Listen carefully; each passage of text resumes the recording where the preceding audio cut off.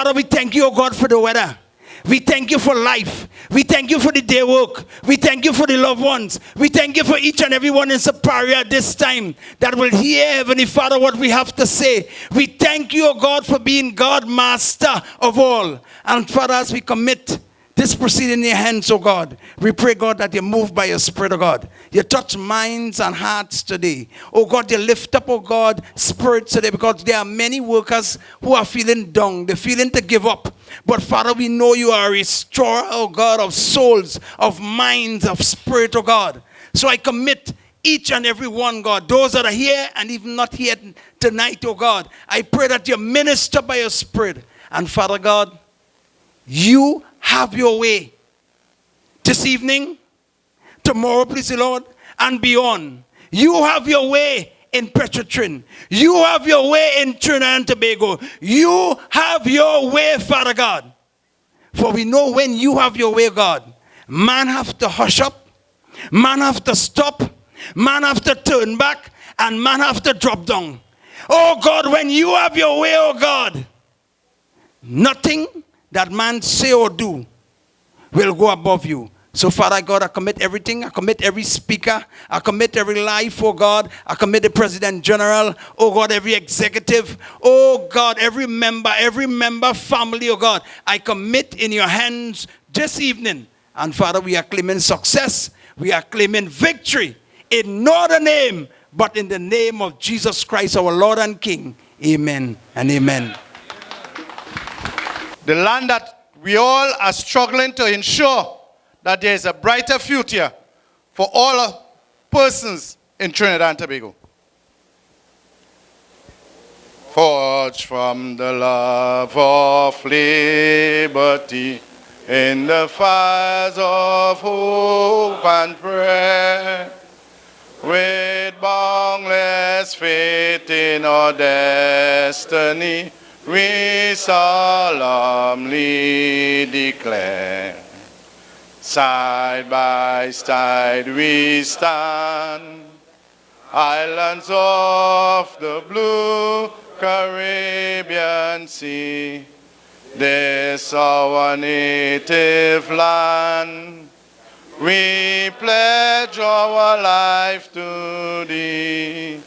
Here every creed and race finds an equal place, and may God bless our nation. Here every creed and race finds an equal place, and may God bless our nation. Find here tonight. When we approached the owner of this space, the deputy's family, there was no hesitance in affording us this place. We have electricity, and we have this place to occupy tonight. So let's give a hand for the deputies.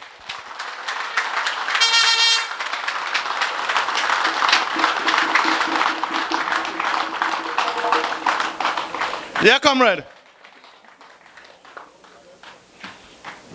Comrade, let's welcome the President General of the OWTU, Ansel George Roger.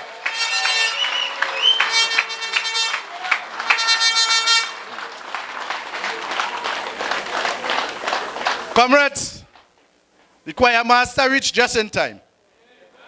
We are going to sing a melody of union songs. So I'm going to pass the mic on to the President General so he can lead his troops and army in a melody of union songs. Thank you very much, Comrade David Harry. Comrades, good evening. OWTU comrades, good evening. Petrotrin workers, good evening. Workers who put food on the table for Trinidad and Tobago, good evening. All right. We want to do it right. We want to make sure that they hear us. But more importantly, we create a type of vibe that our ancestors and forefathers would have created with these songs. We meet today in freedom, thought and freedom.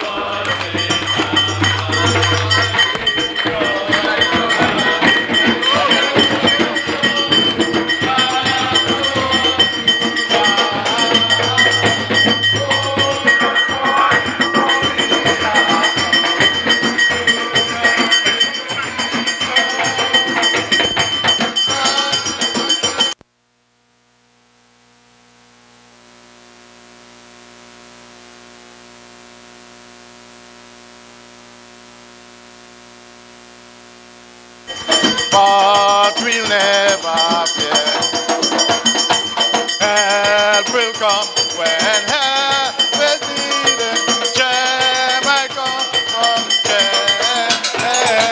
Hold the fort, for we are coming. Union is we strong. Side by side, we battle on victory.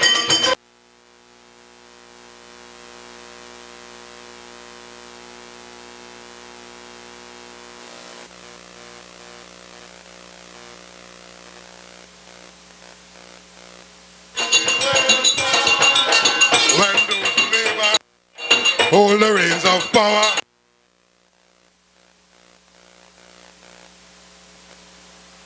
I would like to be in that number. Sing it again.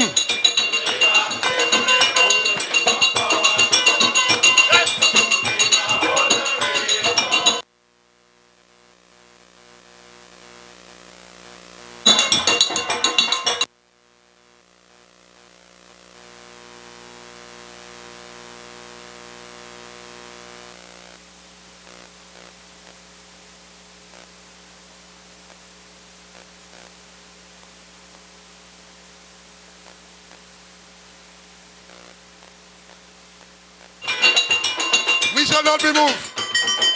We shall not be. We shall not be moved. Everybody sing. We shall not be. We shall not be moved just like a tree. That's planted by the Waters. We shall not be moved. Sing it again. We shall not be. We shall not be moved. Everybody sing. We shall not be. We shall not be moved just like a tree. That's planted by the Waters. We shall not be moved. Again. Shall overcome. For deep in my heart, I do believe we shall overcome. Sing it again. We shall overcome. We shall overcome. We shall overcome someday. For deep in my heart, I do believe we shall overcome. Everybody sings.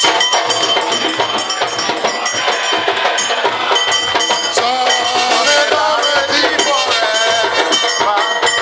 Solidarity forever. Our union makes us strong. We keep on struggling till we get a better day. We keep on struggling until we get a better day.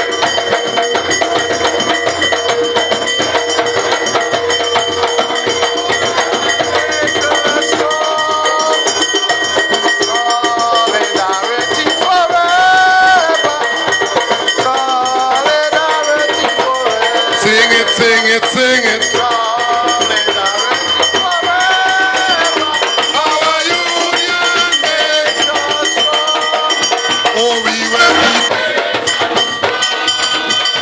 Our union.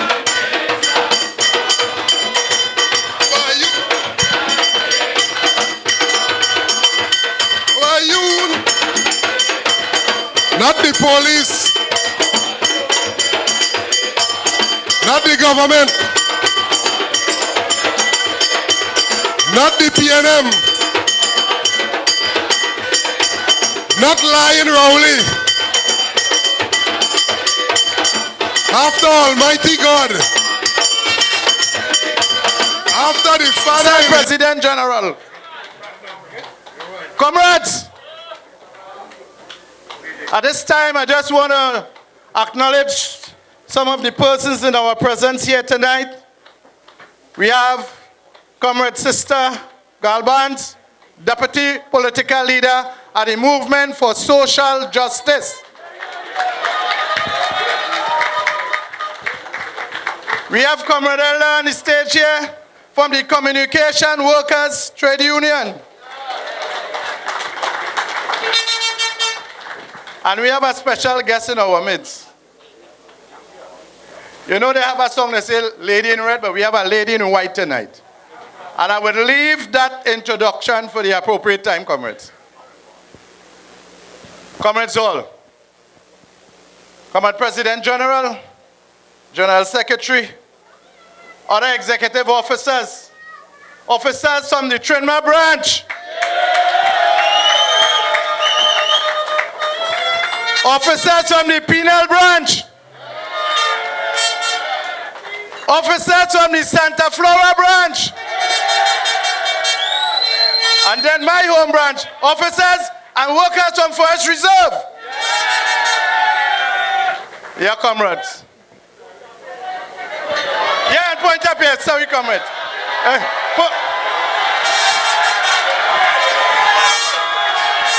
Well, comrades, we just call the point up here branch the Big Brother branch.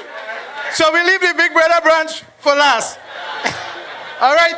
It's not that I forget, but I wanted to give a special introduction. But always steal the thunder. All right? Always steal the thunder. At this time, I want to call on Sister Goldband. Yeah, she's here.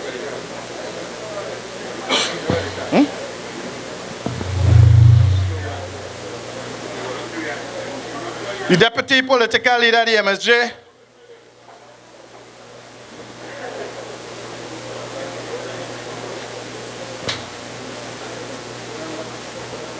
You know, I'm looking on Facebook, and almost everything that is put up by any officer or any branch at the OWTU, she will have a comment, and a positive comment, an uplifting comment to put on it. So tonight I want us to welcome her.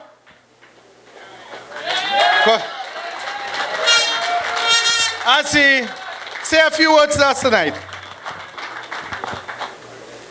Good night to the MSJ members, the comrades in the labor movement, to the people of Siparia, Santa Flora, Palo Seco, Point Fortin.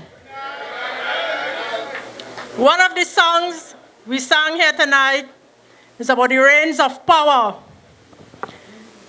Those who labor must hold the reins of power.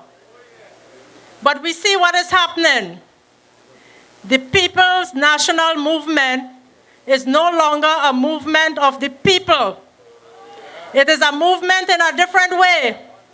It's to move you out. The role of a government is different to that of a businessman. The role of a government is to ensure a good quality of life. It is to provide for the poor and the vulnerable. We have a government now that is looking at balance sheets. They do not see the people. As Espinay said, all must go. When you have a government, you must be able to trust them. Do we trust the PNM? I hope when time to vote, you say the same thing. Because the MSJ has been laboring in the vineyards among the labor class people. We have comrades who went up for election and they were badly beaten by their own comrades. We have to change that. All this race talk about, I don't want to say it before they accuse me, but this divide and rule of these two dinosaurs we have here, we have to change that. We need a government that will take the country forward, not backwards. What we are witnessing is a back in time to the slave master days. This union fought for this oil company to be that of Trinidad and Tobago, to belong to the people of Trinidad and Tobago. We have a lazy government. Midterm, they said they wanted to run the economy. They know it wasn't a problem. Things were rough. And they took up this, they said they're willing to take up the challenge. Midterm, they realize there's bad management in Petrotrin. So instead of correcting it, they want to sell it out. Nobody invests into a business and have bad management and sell it out because of that. You deal with bad management. And we have people in the oil company who knows and have proof of bad management. And they're afraid to speak. But let me tell you something else again. They are saying to wipe the slate clean and give it to private enterprise. The OWTU and the MSJ has been saying you need to deal with the governance issue. Governance in terms of who make up your board. That is where the problem lies. Too much political interference. The MSJ had recommended that a board must be 50% of government and 50% stakeholders. That way you will not have a whole disruption of the policy of the company. You'll have what we call good governance. But this government and the UNC, they don't know nothing about good governance. They don't know anything about transparency. They don't know anything about accountability. What we have been asking for is to be transparent in the process. You started off with 1,700 workers. Then you went to 34. Now you can't even quantify it, so you're saying all. Wipe the slate clean. All. And this man, Espene, he's talking down to us.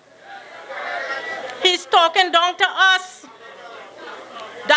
We cannot take that. The Prime Minister put out a challenge to the OWTU, and the OWT has risen to the occasion. They give them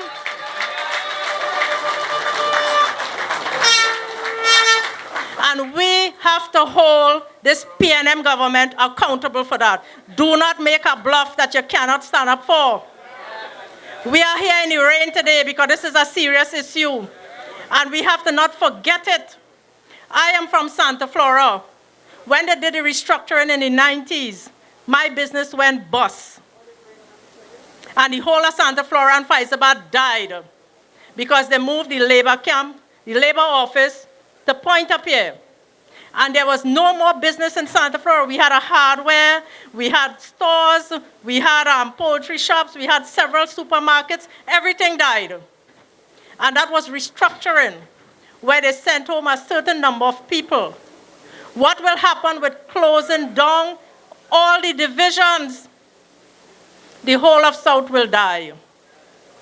They had promised when they closed, the same government closed Caroni, and people are still waiting for their benefits. Don't get fooled with those benefits, and it will come to some of you individually to stay on. Don't get catch with that, you know. I know from a long-time friend of mine. She said she remembered the days of the Wood Brigade. Some of you will know what that means. You have to look out for the interests of each other, not yourself alone.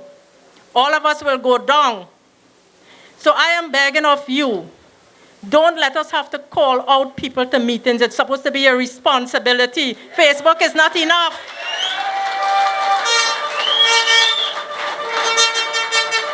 And we have to remind this PNM government, the role of a government is to look after its people, not destroy them. When we started off creating state enterprises many years ago, it was because there was no money in the country. So government had to take the lead in setting up the economy. But the oil is what we call the commanding heights, the one that makes the most money. And that's why sometimes state enterprises do not make money.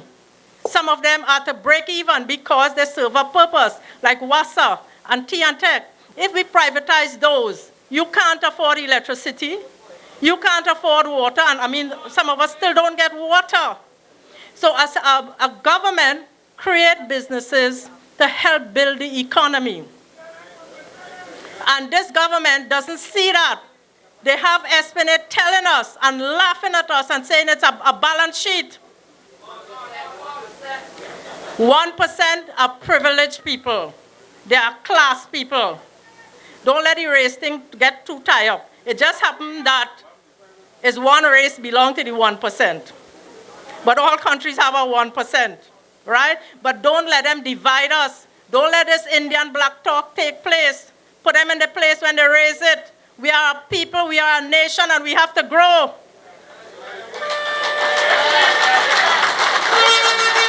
We have to I am from MSJ, Movement for Social Justice. My political leader is David Abdullah. He's the only leader with any kind of integrity as a politician. They have to be. We have to be the next government. And I'm talking about labor.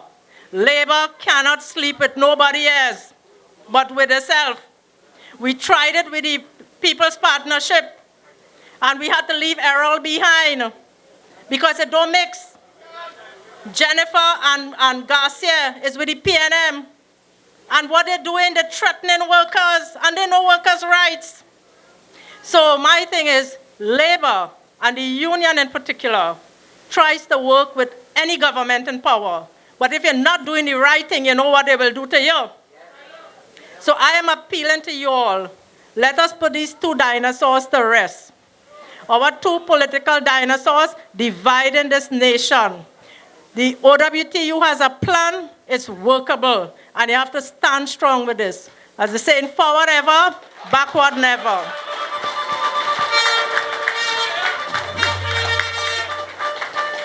Thank you, comrade.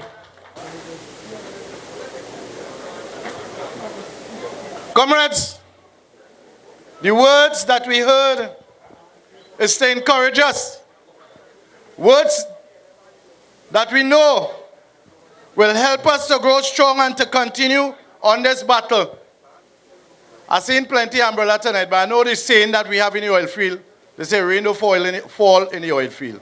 That still stand, comrade? Yeah! Rain or shine, storm, earthquake, we out there producing for Trinidad and Tobago. Comrade, I want to introduce another speaker tonight. A comrade that I know for sure has taken the Communication Workers Union to another level.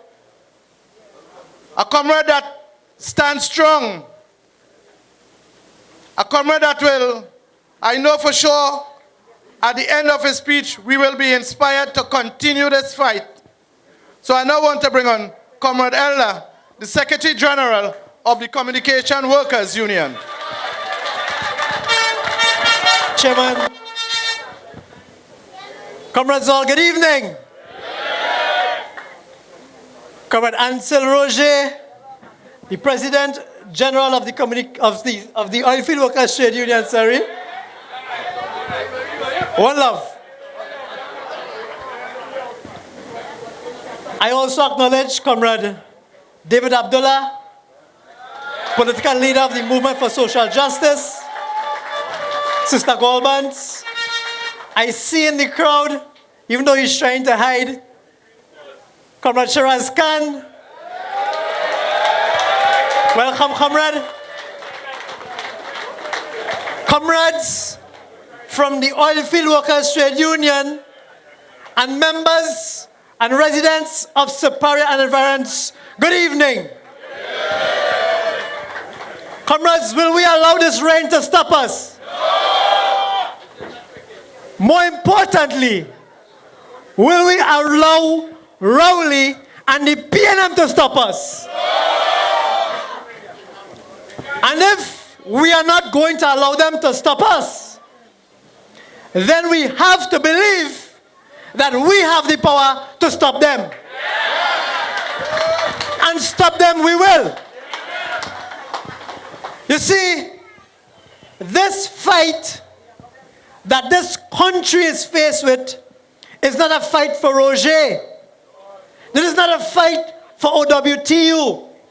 This is not a fight for people from South. This is not a fight only for those who love unions. This is a fight for every single citizen of Trinidad and Tobago. And what they are doing, what this government is doing, is fighting for the minds of the citizens. So here what they did. They put out there a bunch of lies. Which person in this crowd working for $35,000 per your hand? Who working for $45,000 per your hand? I ain't seen all them, man. Light blocking me. And what they're trying to do is to put the CPEP worker and the KFC worker and the supermarket worker and the taxi driver against you. They're trying to poison the minds of the people so that they will rise up against Petrotrin. And they are getting into the psyche of those people who feel that my salary is so small, I must now oppose those whose salary is so big. But why don't they tell us what is Espina's salary? Why don't they tell us what is Jerry Brooks' salary? Why don't they tell us what is Riley's salary? Tell us that now. Tell us what is Chantak's salary now. Tell us that now. You want to put people against people, but tell me what is their salary. But you see, this country, we have gotten so accustomed to working for small money and pittance that we feel those who get in a decent salary overpaid. But they are not overpaid. You are underpaid. And you have to fight against that. Not fight me and fight Roger and fight your brothers and sisters. Because we will fight for you too. And this is a battle for the minds. So here what they're doing. They send the message to Petrotrin. And they're having other companies now fall in line. So this is not a Petrotrin fight. That's why I say that. So then they're talking about Tiantec next. Wassa next. TSTT next. TCL next. UTT next. And hear what they're telling you. Hear what they're telling you. They're telling you, be mindful of what happened in Petrotrin. But being mindful should not be being fearful. And what they're trying to get us to do is to be fearful. Because what is happening in this country, make no mistake, it is a different, subtle form of slavery that is going to come back. Because they wanted to reach that point where I'm just glad that Massa gave me something. Massa have me here. I cannot go and protest against Massa because I won't have no clothes. I won't have no house. I won't have no salary. You understand? Because they want to get you along a certain thinking that when they come, you must cower and be fearful. And the reason why they started with the OWTU, it is not because Petrotrin not making money and can't make money. It is not because Petrotrin is unviable. It is not because they feel they want to close down the refinery. It's because if they start with the strongest union in the Caribbean, then everything else is jump and follow suit. You have to understand that. And it is because of the kind of representation that has been given to you by the OWTU led by Comrade Roger. They say, hey, all you have to know all the blasted place. Fall in line. Fall in line. Because you see me, I skid Rowley. And the arrogance that Rowley has, nobody dares threaten Rowley. Who is you? Who is you? Who is you, Roger? To threaten Rowley? Who is you? And this issue, comrades, this issue is only to get rid of the OWTU. This is the only reason for this issue. Because when you look at the story that is Petrotrin, nobody is saying it doesn't have to be restructured. Nobody is saying that. Not even the union saying that. In fact, the union was the one who proposed saving the company before they shut it down. So nobody is saying it has to be restructured. It has to be. But what they want to do is to not restructure it, is to send home how much? All. Nobody come at 10 o'clock tonight to ask me how much. It's all. All. And that is to make sure that they kill OWTU. And let me tell you something about that all statement. If there's one thing I thank Espine for, it's saying all. You know why? I know some comrades in Petrotrin. If all the daughters say it, comrade, I go say it. I know some comrades in Petrotrin tell themselves, I is a manager's boy. So I safe. I know it has some girls in Petrotrin. I is a manager girl. So I safe. And I know it has some managers in Petrotrin tell themselves, I am too good to be dispensed with, so I safe. And what Espine did is to let you know that nobody is safe. And what Espine did is to let you know that as elitist as some of you feel you are, as high and mighty as some of you feel you are, that none of you will escape the wrath of this PNM government. None of you. And what baffles me even more is that there are those who hear all, and still feel that they will come back.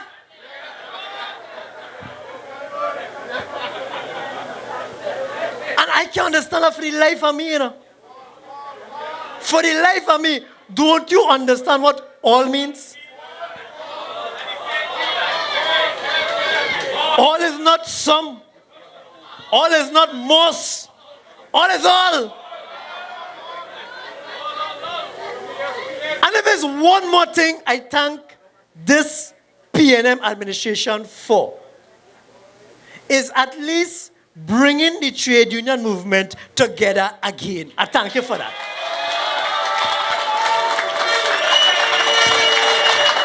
No matter how long it lasts for, but we have united as a movement to say when you touch one, you touch all. A worker in trouble anywhere will be defended by workers everywhere. I thank you for that. And if there's a next thing I thank you for, is that you have sent a clear message to those who feel that they're red and ready and is PNM till are dead. That is PNM self killing you right now.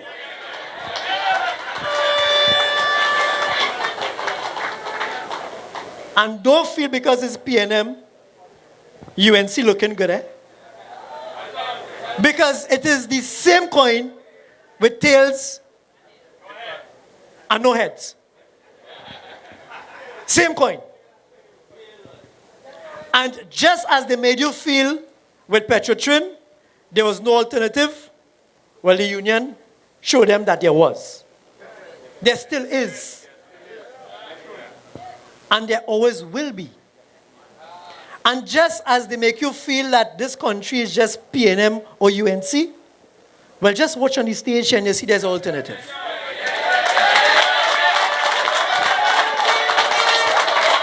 And just as they will make you feel that you can't do nothing to stop the closure of the refinery, I sure that when the call is made to send that strong message to this rowdy government, that you will let them know that there's an alternative.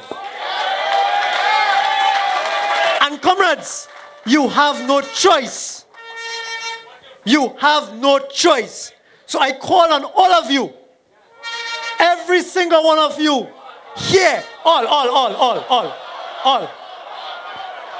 Those here and those not here. Your union needs you no more than ever. Through the years, the union has negotiated for you. You have got new benefits, medical plan, pension plan, leave, savings plan. Everything you have, the union got that for you. And at this point in time, the union needs all of you. All of you to come together. To come together and say, not great, but the power of the people is what's going to take us further. When you touch one, you touch all. Power to the people. Power to the people.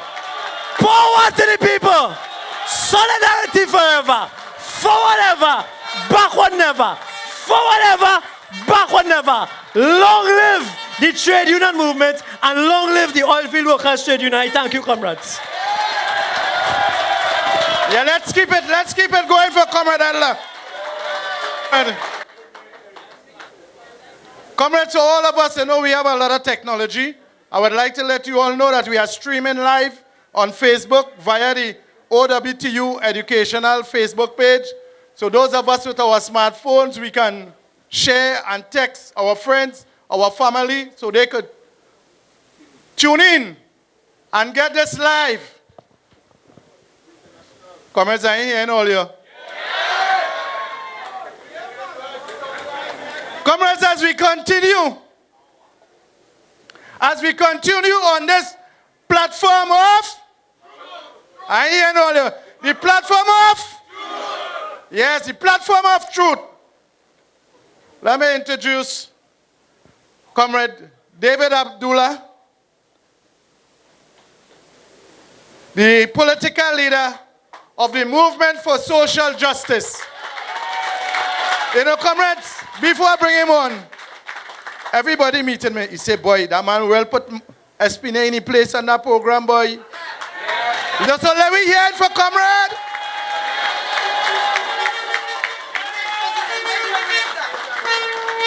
Yes, and the comrade saying in the back, the next Prime Minister. Let me hear it. Thank you very much, Comrade David Harry, President of the Forest Reserve Branch and Chairman of this evening's meeting. Comrade Ansel Roger, President General of the Oilfields Workers Trade Union. Comrade Richard Lee, General Secretary. Other executive officers. Comrade Shiraz Khan. Comrade Radical Golbans, Deputy Political Leader of the MSJ. Comrade Clyde Elder, Secretary General of the Communication Workers Union. Comrades all, a very good night to you. You know, way back in 1980, FedChem workers decided to go on strike just before Christmas. FedChem became eventually Yara. And the workers were asked by the then President General, Comrade George Weeks, at a meeting at the Pointe-à-Pierre branch hall in Marbella, whether the comrades were prepared to go on strike before Christmas. And the comrades replied, PG, struggle have no season. And tonight, we have to say that struggle have no rain or sun struggle is eternal. And that is what this struggle is about. Because you see, it is, yes, to win and secure the jobs of all the workers at Petrotrin. Yes, it is to win and secure Petrotrin as a state-owned oil company operating in the national interest.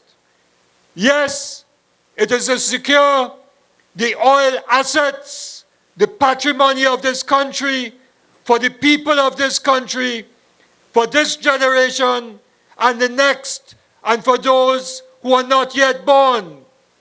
But this struggle is also about the soul of Trinidad and Tobago. It is about what kind of society do we want to have.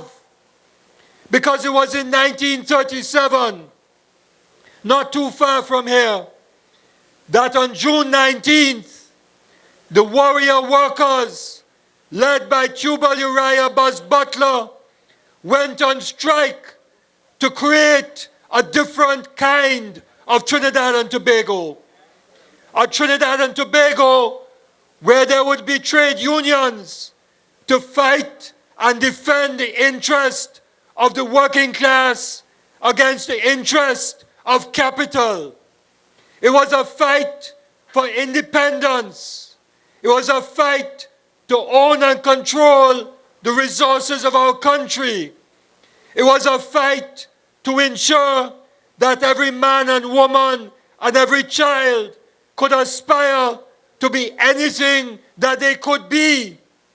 It was a fight for the right for education and health care and housing and so much more. It was a right to ensure that exploitation that existed under colonialism, that it existed before trade unions, that exploitation would come to an end. And as a result of that struggle, Trinidad and Tobago transformed.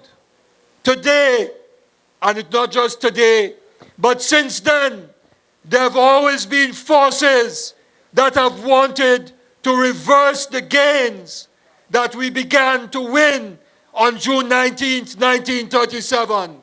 Forces that have wanted to reverse all the gains of struggle by the Blue Shirt Army of the Oilfields Workers Trade Union from July 15th, 1937, our first meeting, to today. And those forces are now on the rampage. And so, on Friday last, and some of you would have seen it or heard it at that AmCham meeting at Siparia on Friday last, and some may have seen it on Sunday night or the rebroadcast. Espinay openly let the cat out of the bag when he was confronted by me with the question, let us assume, we don't agree, but let us assume you want to close down the refinery. Why then are you going to sever the employment of all 3,500 permanent workers and the 2,000 casual and temporary workers employed at Petrotrin? And he said, when it came to the E&P, he said, the terms and conditions of employment are unacceptably high, words to that effect, which means he wanted to get rid of the collective agreement. Wanted to get rid of the collective agreement. But to get rid of the collective agreement, you have to get rid of the Oilfields Workers Trade Union. That is what came out.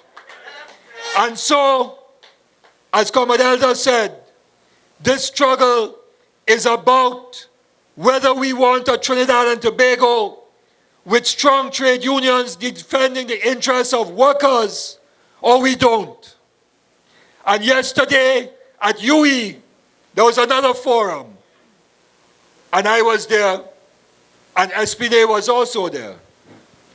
And Dax Driver, head of the Energy Chamber came out clearly and said that the collective agreements negotiated by the OWTU have to go. That's what he said.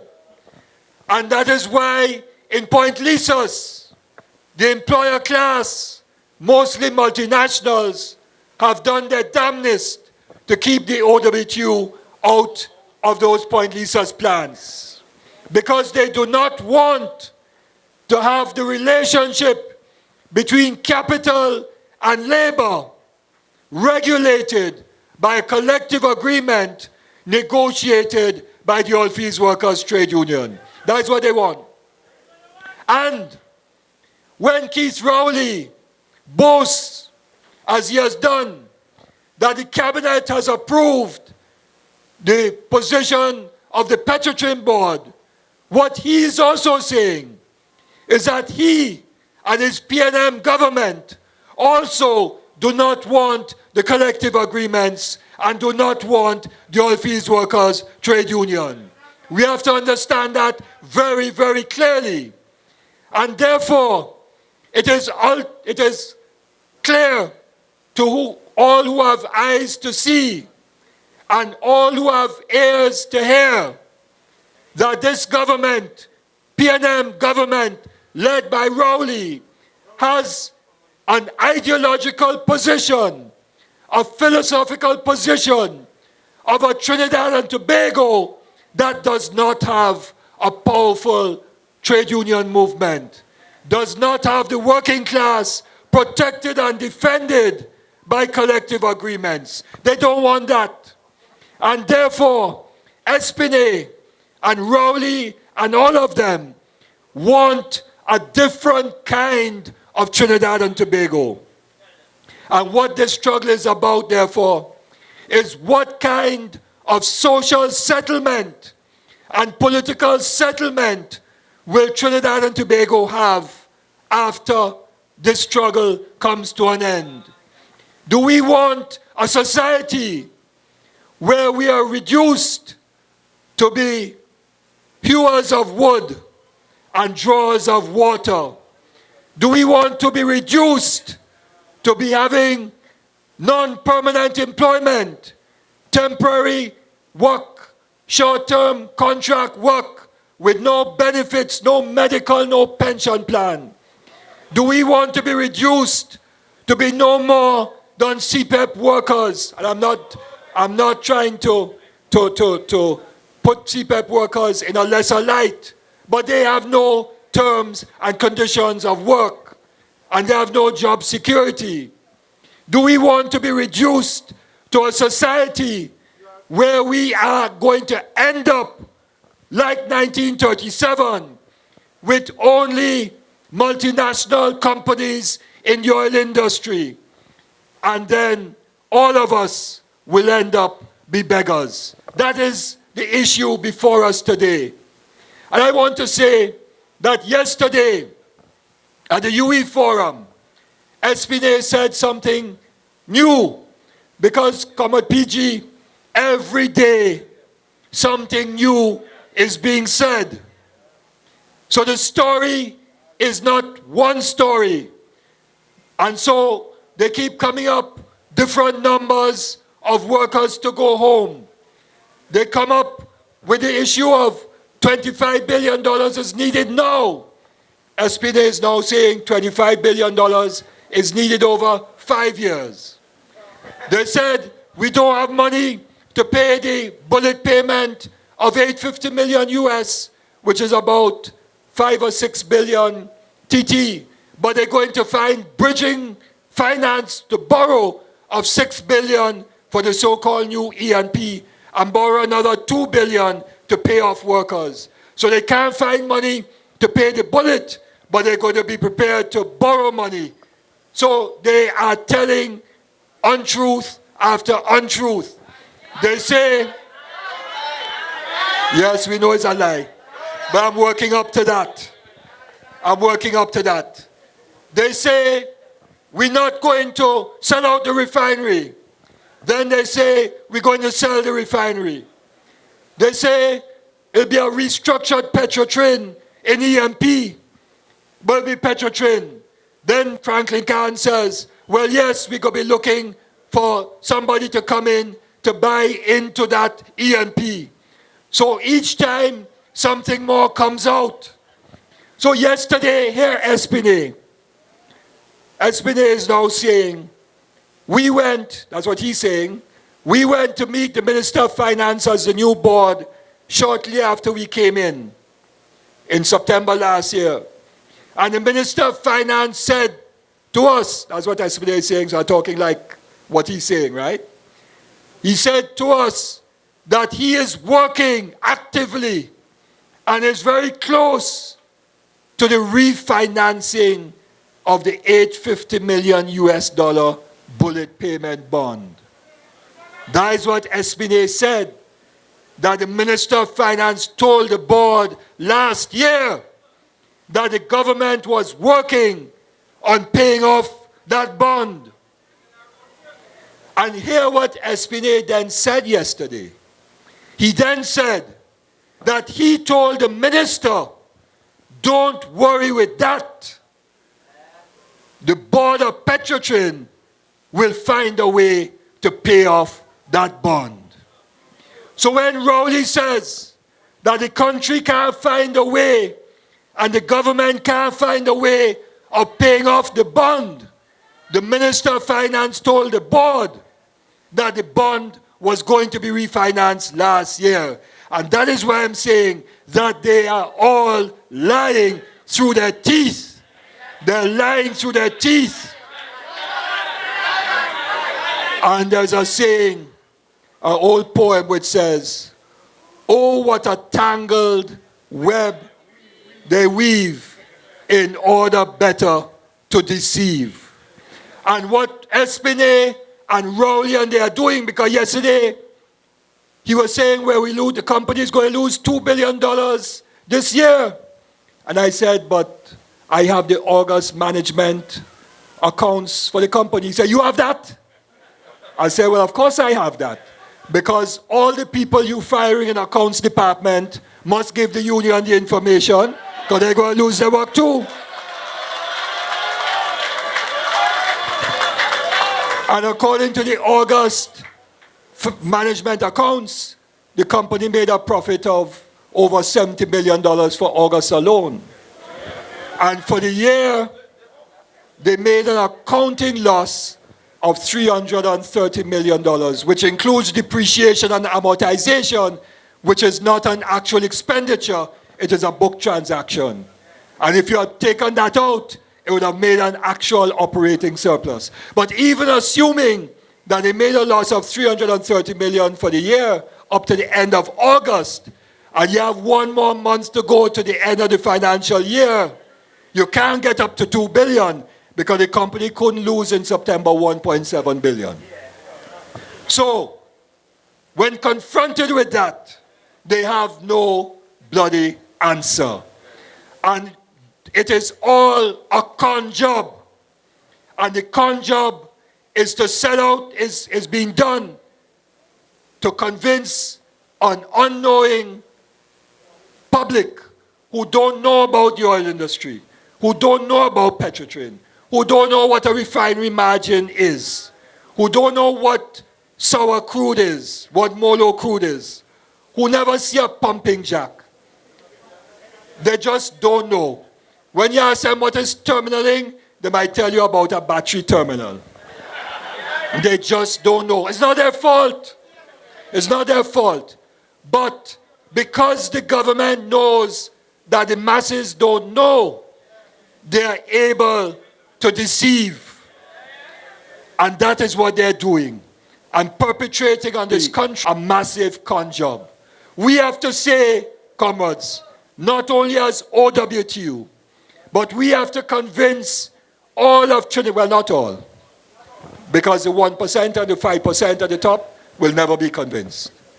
We have to tell them what the truth is, including the fact, because we're in Siparia, that when Siparia was Prime Minister, and the board of Gillette, which board sued the President General, let us never forget that, which board went to the court to get an injunction against all Petrotrin workers and the union. Let's never forget that. That board should have, knowing about the bullet payment, because that bond was issued in 2009, a 10-year bond. They came in 2010. Ought to have put into what is known as a sinking fund, a certain amount of money every year to ensure that by 2019, Petrotrin would have had that cash in a bank earning interest to pay off that bullet bond payment. They didn't do that, so that Gillette and Ramnarine and all of them are equally culpable for the problems that we are in today. Let's never forget that. So I'm closing now, comrades, by saying we have to decide what kind of Trinidad and Tobago do we want. Do we want a just and equitable and fair society? Or do we want a society where exploitation rules the roost, where capital exploits labor to the max, where workers have no protection, where there are no collective agreements? We have to ask ourselves, what kind of Trinidad and Tobago do we want? And when we look ourselves in the mirror and search our own conscience and our own heart, we then have to decide what is right and proper, not only to win this struggle, as we will win with this powerful alternative plan of the union, but to win the struggle so that those who labor will finally hold the reins of power, and Tubal, Uriah, Buzz Butler, and the warrior workers of 1937 will finally rest in peace. Long live the Oilfields Workers Trade Union. Forward ever, backward never. Forward ever, backward never. Thank you very much. Let's hear it for Comrade Abdullah.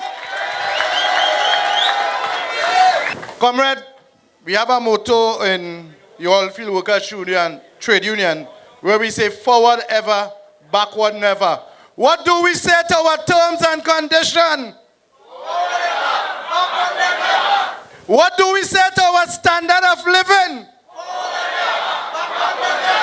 What do we say, comrades of Petrotrin? We are going forward ever? Thank you, comrade. Comrade, at this time, it may seem as entertainment, but it's a very, very serious message in that song. I call her comrade tonight, Comrade Lady Gypsy. She's going to perform a song for us tonight. And that song is Plight of My People. Comrade, and I want us to really listen and take it in, soak it in, because we are preparing ourselves for a major battle. I ain't hearing all your comrades. And I miss when I was at the mic just a while ago to just thank Comrade Charles Khan for coming here tonight.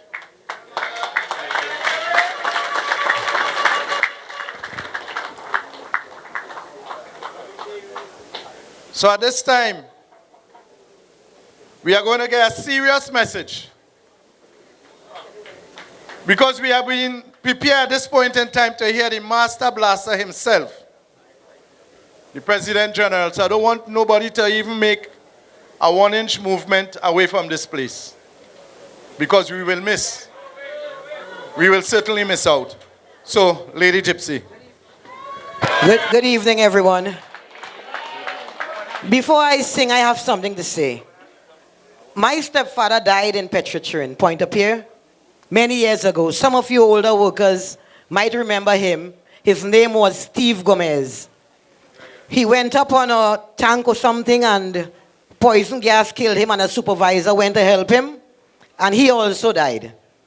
My point really I want to say is that through him being dead, my little brother, who is an American citizen, some of you might know him, he works in the stores in Pointe-à-Pierre. His name is Junior Steele. gave up his American citizenship to get a job in Petrotrin through his father being dead. So now, as he may have to go home, he is no longer American citizen. He have no job. Can somebody tell me what will be his position in the future? Run the track. No, plight of my people.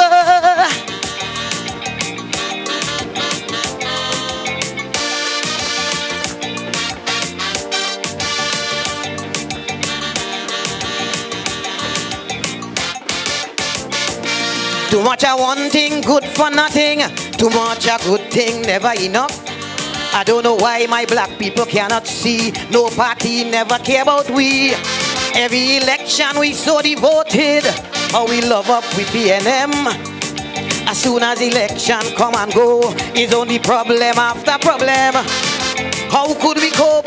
Man lost the work, I ain't seeing no solution. Every time PNM come in power, it takes a toll on black man. I don't want to sound like a racist, but this is what I can see. They just take care of the race, cause they damn well know they have we. I want to ring me bell, wake up Eric William. Tell him the party found him PNM needed immediate attention. Ring me bell, wake up Mother Cornhawk. Tell she to cast a spell on we party, cause it's not what it used to be. I ring my bell, ring my bell. I ring my bell down there.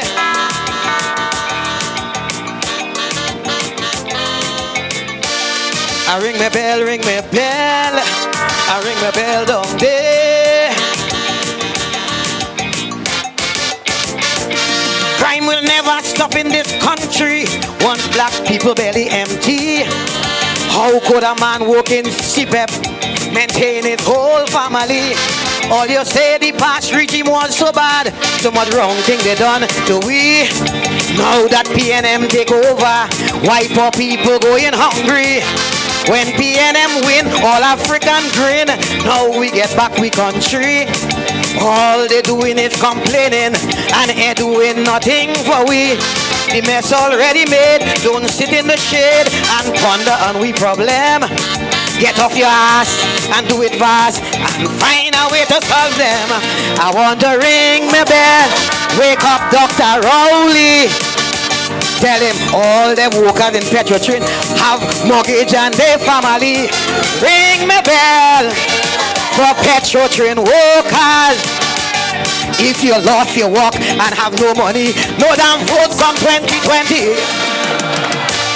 I ring my bell, ring my bell. I ring my bell down there.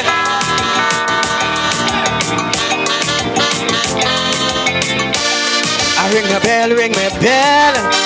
I ring my bell down there.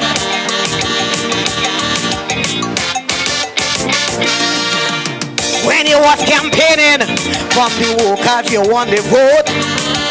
Now that you're getting power, you take a knife and you cut the throat.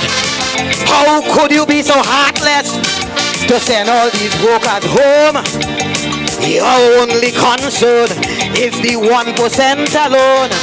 You put out everything, Mr. Know It All. Now you're moving worse than them. And it's we who have to suffer at the hands of the PNM. But when poor people cry, the tears just fall back on you. Vengeance will make sure that you pay for what you do. I want to ring my bell, wake up Mr. Speaker. Tell him the country light and he was right. We don't have no prime minister. Ring my bell, wake up Patrick Manning.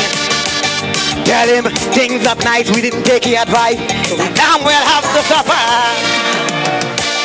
I ring my bell, ring my bell. I ring my bell down there.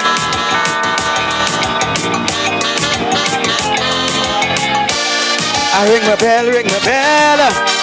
I ring my bell down there. If I have no rights to privacy, well, it's best I take off my clothes. Please apologize, Mr. AG, for uttering those silly words. When Munila say, hush your stink mouth, the whole country come down on he. Nobody tell him but nothing for calling a man stupidity. Please don't get me wrong, I am PNM strong. I will stand defend my party. But when my pocket dry and empty, everyone is my enemy.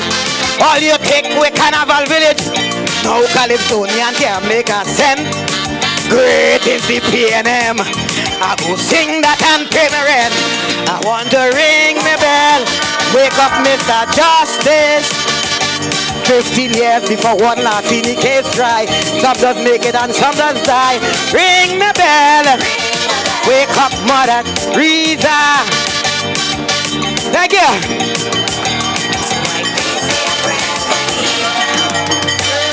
I ring my bell, I ring my bell. I ring my bell down there. Comrades.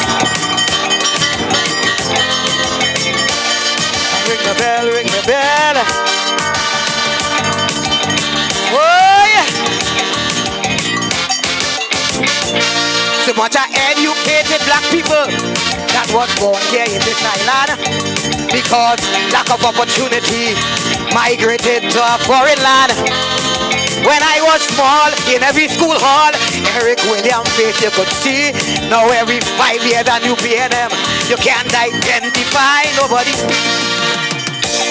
I ring my bell, ring my bell. I ring my bell down there.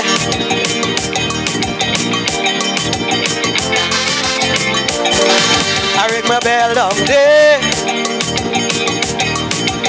We going again, right? All you wanna go? All you wanna go? I can go? All you sure?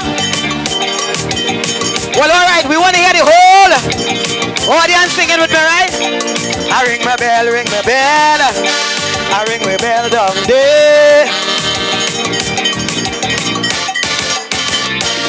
So much of educated black people that was born here in this island, because lack of opportunity migrated to a foreign land. When I was small, in every school hall, Eric William face you could see. Now every 5 years a new PNM, you can't identify nobody. I ring my bell, ring my bell. Somehow I ain't hearing too good at the music behind. So we getting tired with everything, right? I ring my bell, ring my bell. I ring my bell down there.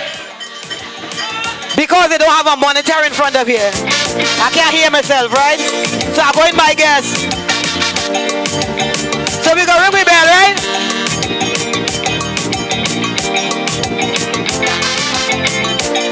I ring my bell, ring. Oh, they wanna hear this voice again? And I want to let you know, if it's a Roger Ryder voice, eh? You hear me? Like the composer. Come on the beginning again. Someone I not hear it. Light of my people.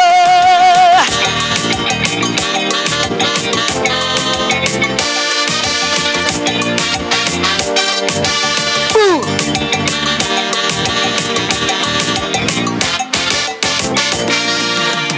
When you was campaigning from the workers, you won the vote. Now that you're getting power, you take a knife and you cut the throat. How could you be so heartless to send all these workers home? Your only concern is the 1% alone. You criticize everything, Mr. Know It All. Now you're doing worse than them. And it's we who have to suffer by the hands of the PNM. Oh, when poor people cry, the tears will fall back on you. Vengeance will make sure that you pay for what you do. I want to ring the bell. Wake up, Mr. Speaker. Tell him the country blight and he was right. We don't have no prime minister. Ring the bell. Wake up, Patrick Manning. Tell him things are nice, so we damn well have to suffer. I ring my bell, ring my bell. I ring my bell down there.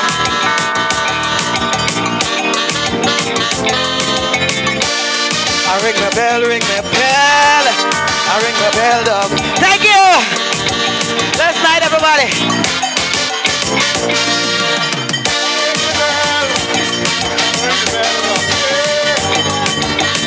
Comrades! Ring the bell. Gypsy!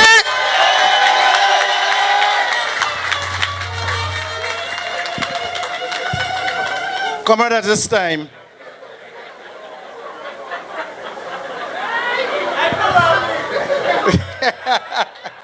Comrade, at this time, I want to introduce to the podium this evening our President General, Uncle George Rose, with international reputation, a man with vision, a man who is going to share his knowledge with us tonight, because in the good book say the people perish for lack of knowledge. But we, the Petrochin workers, and we, the people of Siparia tonight, will not leave this place without knowledge. So we shall not. We shall not. Comrade, in the Bible there was a story. The Almighty God promised the Israelites the promised land, a land flowing with milk and honey. And they sent out 12 spies. And the majority of them came back with bad news. They say, no, we can't make it. They said those people in those lands are giant, they're strong, they're powerful. But one man came back with good news. One man came back with a message that, yes, we can take that city. And we have a man with us tonight. When everybody in Trinidad and Tobago is trying to say that Petrotrin cannot make it, we have a man with a vision, a man with a plan, a man who says Petrotrin will be prosperous again. Let's bring to the microphone our President General, Uncle George Roger.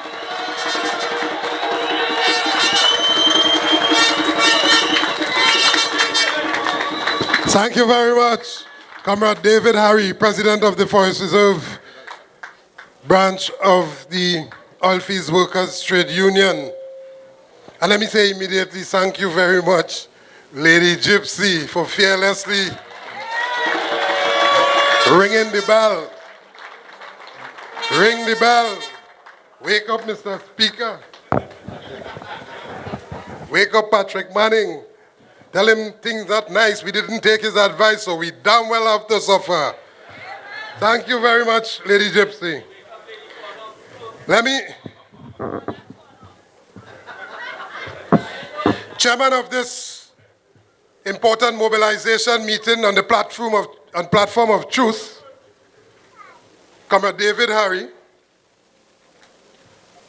political leader of the Movement for Social Justice, our comrade David Abdullah. Let's recognize comrade.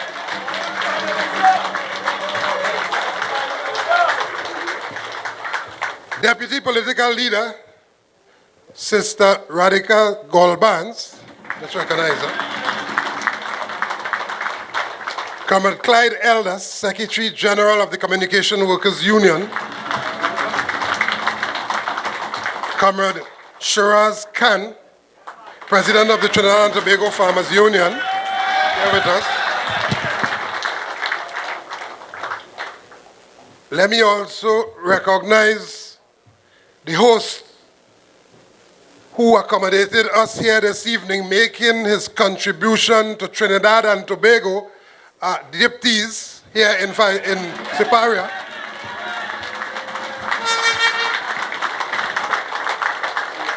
Members of the Siparia community and environs, members of various trade unions standing here with us, members of the Blue Shirt Army, members of the Blue Shirt Army, fearlessly standing for justice, members of the protective services, comrades all, good evening. And what a good evening it is. I want to start by reminding all of us, as we remind ourselves, why we are standing here in Siparia this evening. We could have been anywhere else, taking care of our private business as we must, but we determined that we have to come to Siparia this evening, as we would have gone to Cedrus last week, and as we would have gone to Marabella, and as we would have gone to Point Fortin, because we have a story to tell. And that story is a story that has to work against the tidal wave of misinformation, deceitfulness, underhandedness, corruptness, dishonesty at its worst. Because as my comrade said just a while ago, we are about to witness with our eyes wide open the biggest con job that was ever perpetrated on the citizens of Trinidad and Tobago. And that con job is being done not by the colonial masters, which colonial masters that David spoke about would have acted in their own interests. It's not done by the slave masters that had us back on the plantation, but it is done, if you didn't notice, by one of our very own, somebody who looked like us. And when they want to get the best out of the con job, they send one of us to do the injustice and to peddle the lies and the misroute to the rest of us. Because if they come out from the background, the 1%, you will not believe them, because clearly you know that they have an agenda. So they get their friends in government to peddle the lies. And it is easy to peddle lies to those who don't know. And it is easy to peddle lies when you set one group up against another.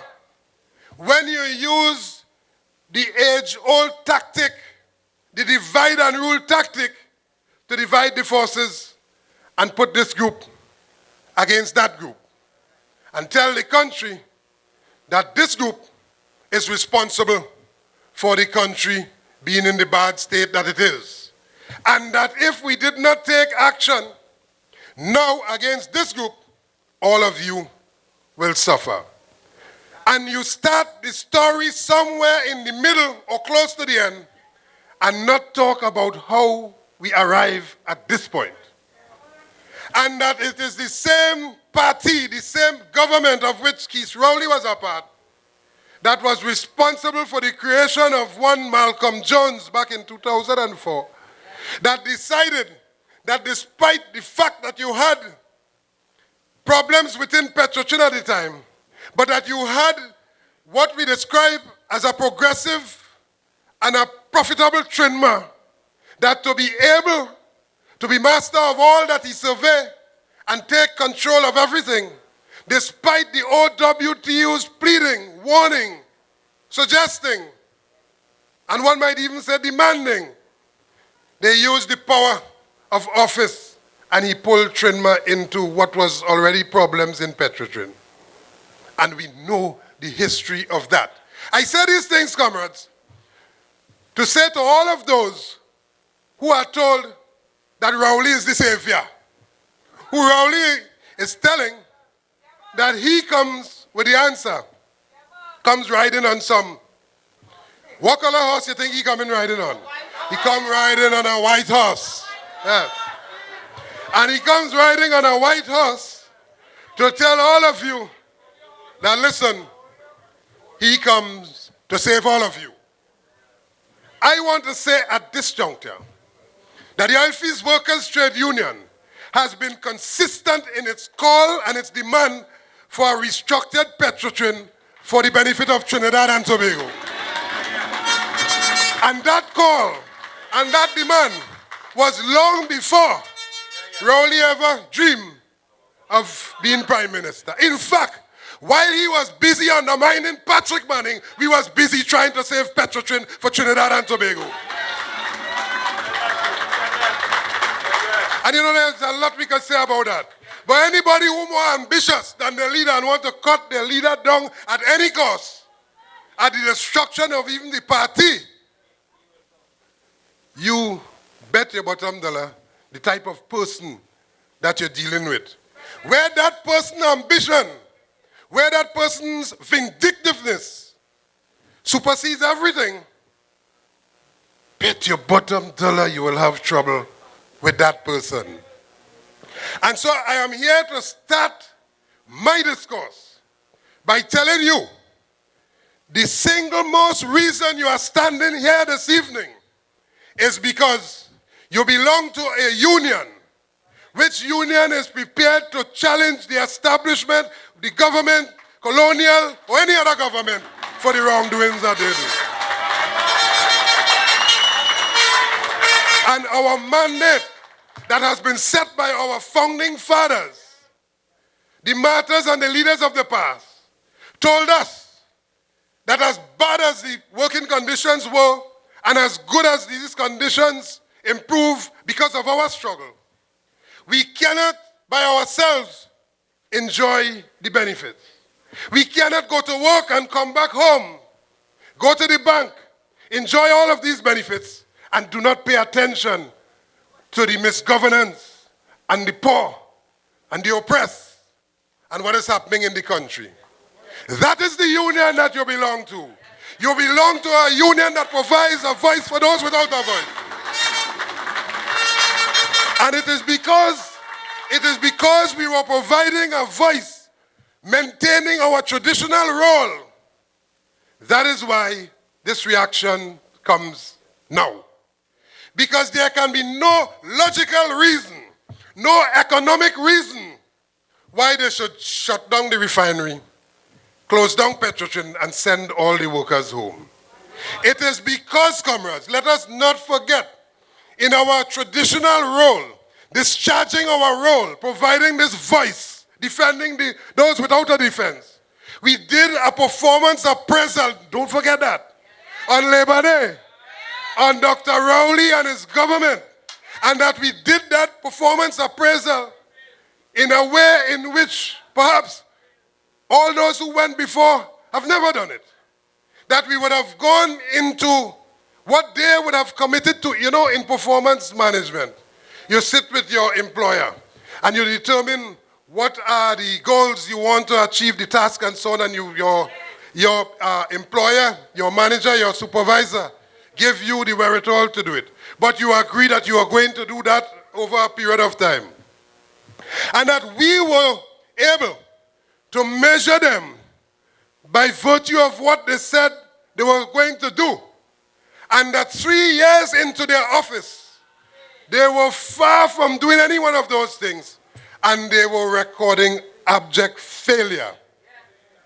But that failure, comrades, is not just a failure in abstract. It's not just an academic exercise that you say they fail and that is it. No. That failure has resulted in the loss of lives. That failure has resulted in the loss of jobs, a fledgling economy, destruction in the labor movement, destruction throughout the society. And when we come back to the issue of murders, it is unprecedented. And people can say what they want. If you condemn the supervisor who was doing the job, and then they put you as the supervisor, and you're doing a worse job, we have to tell you that. There are some people who like to complain. You give them the job, they can't do the job at all. So he would have complained, and when given the job that he asked for, remember, That fella going all over the country asking for the job, Having gotten the job, he cannot perform. But nobody tells him in his cabinet or in his government that he can't perform. Nobody could tell him that because he's arrogant. So nobody dare tell him that. Nobody could tell the emperor that you are naked. So he parades down the street naked as he born and say he have on clothes. But the only entity, the only institution can tell him that fearlessly is the Office Workers Trade Union. And it is us telling him that why we are here this evening. Because listen, man, you could imagine the conversation. They want to do performance appraisal on me. Well, I go do a work on them. And we have all of this thing with Petrotrin. We go deal with them. Let me hear. You could imagine the conversation that would have taken place in the background. Now, we said, we maintain that because we were doing our homework all of the time, because we were warning past ministers of energy, that listen, we need to treat with Petrotrin urgently. We need to restructure the company. We need to restructure the company and bring about a new culture of work. Because a new culture of work would not last very long if you didn't have the systems and the structures and the procedures to support it. And on the other hand, if you have the systems and structures and procedures and you didn't have a new culture of work, that too will fail. So it's a marriage with both of them. And therefore, we would have looked at how the multinationals would have operated these assets. All of the multinationals who would have left, who would have raided and plundered our resources. But they recognize that it ought to extract these resources, you ought to do certain things with certain standards and operate in a particular way. So we would have looked at then and now. And in looking at how the company transformed over the period of time, over the years, we came up with what can be successful and remove what will not be successful. And we got that from the support, not from anybody of the boardroom. We didn't sit and know with that. That came from the experts. Not no experts like him. We can't describe who those experts are, Because when you ask him who are the experts, he can't say who the expert is. But our advice would have come from the experts. And we have standing here among us, all of us here are experts of what we do in Petrotrin. The people who know best to make Petrotrin profitable, to make Petrotrin viable, to put Petrotrin on the road to success, it is the workers of Petrotrin themselves. Those workers, you the workers, we the workers, all that is required, that which was not given throughout the years, is proper management and leadership. And we were faced with a barrage, you change one and you put another, of corrupt mismanagers over and over and over again. They made decisions that was not in the interest of Petrotrin, never was in the interest of Petrotrin. Petrotrin came last for them.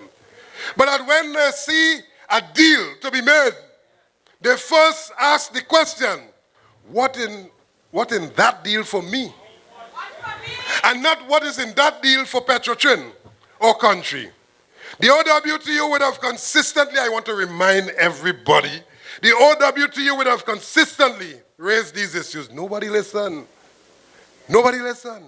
We went so far as going to the Anti-Corruption Bureau, and they still didn't listen. We spoke about the corruption with Southwest Soldado. They still didn't listen. We spoke about WGTL. They still didn't listen. And now at the end of the day, as they are preparing now to do the biggest con job and give the spoils now to their friends, they want you, the workers, to take the blame for that. We did not create the mess that is Petrotrin. We are not going to be made pawns to pay for a mess that we didn't create. And in spite of all of that, comrades, we are saying that Dr. Rowley, the PNM, Imbert, and the rest of them, they choose a road that would have given them an advantage in their mind to come at the Oilfields Workers Trade Union. They choose the wrong road. They choose a road that they thought will destroy the OWTU. But in fact, what they did, they choose a road that will destroy the People's National Movement. Because I want to tell the country and tell you, because we come out to tell the story. And some of the things that I would say, I already said to you. But because we come to tell a story to the country and remind you and remind those who don't know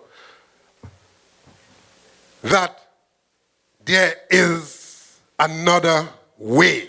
In fact, there are many other options to what Dr. Rowley wants to do. So when he says that there's no option, and he tries to portray himself, they find some makeover person to make him over. But even the makeover person who tries to make him over, they having a real difficult and impossible task. You can't make over a Rottweiler. You can't know, a Rottweiler is a Rottweiler. So if you put the Rottweiler in a palace, or you put him on the road, a Rottweiler is a Rottweiler. And therefore, what he sees inside of all of this is the vengeance that I spoke about. But here is what it is. He says in that infamous address that the OWTU will be given an opportunity, or the first opportunity, first preference to own the refinery after shutting it down, and at the most favorable terms. You see, so he said that. But he said that thinking that the OWTU, or knowing that the OWTU don't have money to buy a refinery, or that our position has always been that what belongs to the people shall be owned by the people and operated by the people in the interest of the people. So he says that, thinking, well, I could put on the first con job, and they will refuse it. Yeah. And when they refuse it, 1%, wait, you're going to come out from the background after. Because I'll be able to tell Trinidad and Tobago, I offer them, the token, I offer them, they can't make, and therefore, you have the best chance at it now. When we consider the distance they have already traveled down this road in terms of the decisions that they would have made, travel down the road in terms of the commitment they would have given to whomsoever they gave that commitment, but at the road to destroy the lives of the Petrotrin workers and to send all the workers home, we recognize that, listen, we need to craft a way to save the principle that we have, but at the same time, we need to step up to the plate and call his bluff. And therefore, we had two options. We still have.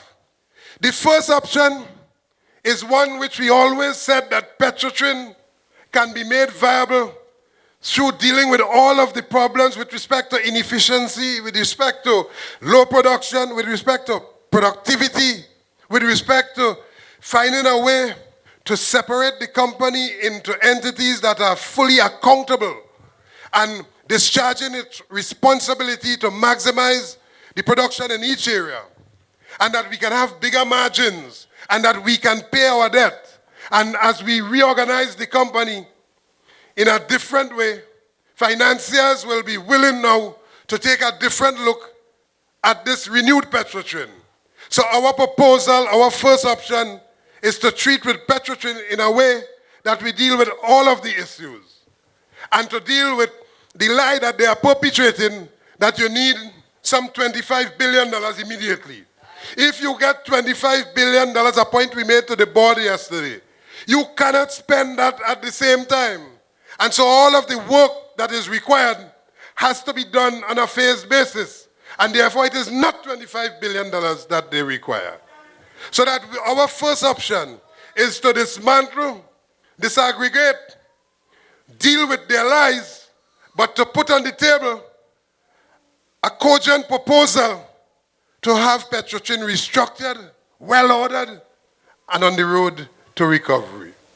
But when we see how far they went, and we note what is not being said, but at the commitment we feel that they would have given, we verily believe they would have been given to their friends, we said we have to pull out the card, the ace in the hole. We have to pull out the ace in the hole.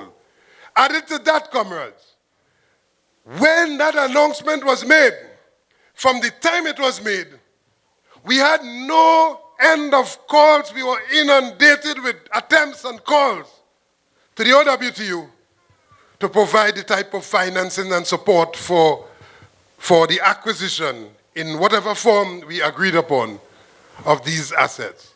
And that people are ready, willing, and able to come forward and to advance these finances and so on. So when he thought that we could not have access the type of financial support, that financial support is right there on our doorsteps. But I want to make a point about that. If it is so easy for us to get it, doesn't it tell you that something is wrong because those options was also available to them? But they choose not to exercise those options because those options would have OWTU continue. And if you can exercise an option and fool people who don't know what a refinery is, you're correct, Comrade David, or what the producing field is, never ride on a boat, perhaps even never ride on a pirogue, never went offshore, don't know anything about the company's operation, but fool them into believing that there is no option. And the nonsense talk about if you continue to have a Petrotrin, you would have no schools, you would have no hospitals, you will have no roads. Tonight in Siparia, I want to say, the roads that we have, the schools that we have, as bad as it is, the only reason we have it is because the Petrotrin workers was working.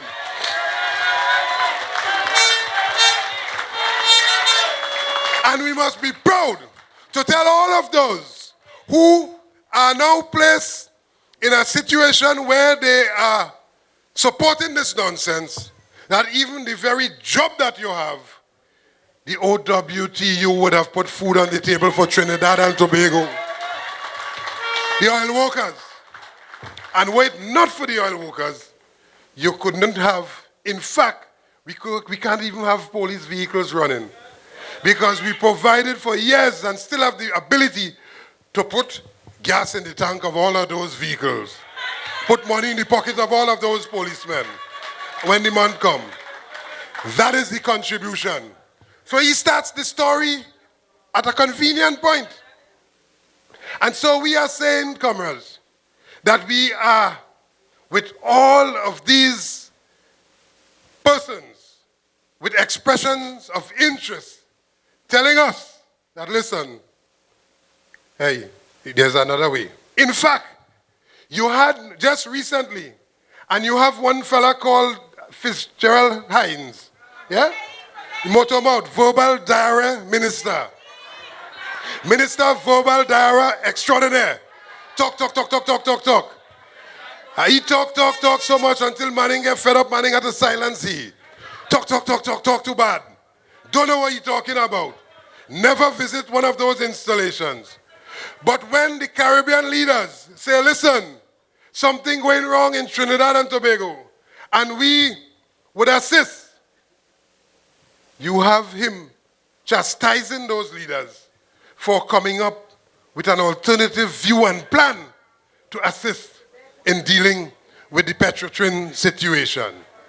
And then you have another one who goes from country to country, especially Trinidad, asking for help, which help, a fella called Ralph Gonzalez, which help could only come because oil workers are working, supports Rowley in his nonsense with his foolishness that Rowley want to go down the road, simply because he feel that he has to side with Rowley because he want to go and cry on Rowley's shoulder.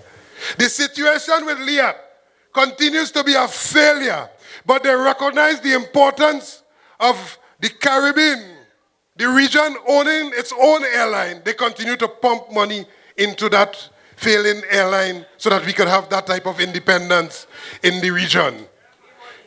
Petrotrin situation is one that is recoverable, but you're saying that you have to close it down. Listen to me, comrades. I came through Barbados Sunday evening, Comrade General Secretary and myself, in transit back here to Trinidad. And it's a good thing that we did that, because sometimes you hear things reported, but it's better if you hear it for yourself. People on the ground are saying, we really were going, what happened with all you in Trinidad and Tobago? We are the laughing stock of the Caribbean, because we just have a little bullet payment of $850 million, and we closing down a refinery and closing down an oil company for that. And those who are with a tourism economy, no refinery, no oil fields, they're laughing at us because they're saying this is a jokey government. This is a government, comrades. As we continue this campaign, we want to tell Trinidad and Tobago, this is the most myopic government. This is the most backward government. This is the government that has interests not of the 99% of us, but the interest for a certain sector of the society. And right before your very eyes, we will see it playing out. Now, our proposal, we felt that, listen, we shouldn't keep it secret, because they're all about talking, and they're talking nonsense. And therefore, we should tell Trinidad and Tobago what this option is. And that because they cannot say who are the experts, because every area that would have pronounced on Petrotrin situation, the Lashley Committee, of which Comrade Abdullah was representing the OWTU, Comrade Abdullah and Comrade Gregory Machan, the Solomon and Associates report, which report recommended, I must tell you, that workers should go home. But when we challenged them about how did they come to this benchmark, we never see them again. But their recommendation is that we should cut the workforce. But they never recommend closing down a refinery or closing down the fields or sending all the workers home. The board itself would have, in February of this year, presented a glowing picture to the Joint Select Committee of the Parliament, telling them of options that we have to keep Petrotrin going. So the board and that same chairman would have presented nothing to do with shutting down. So where did this shut down Petrotrin and the refinery come from? You know, he said that they got expert advice.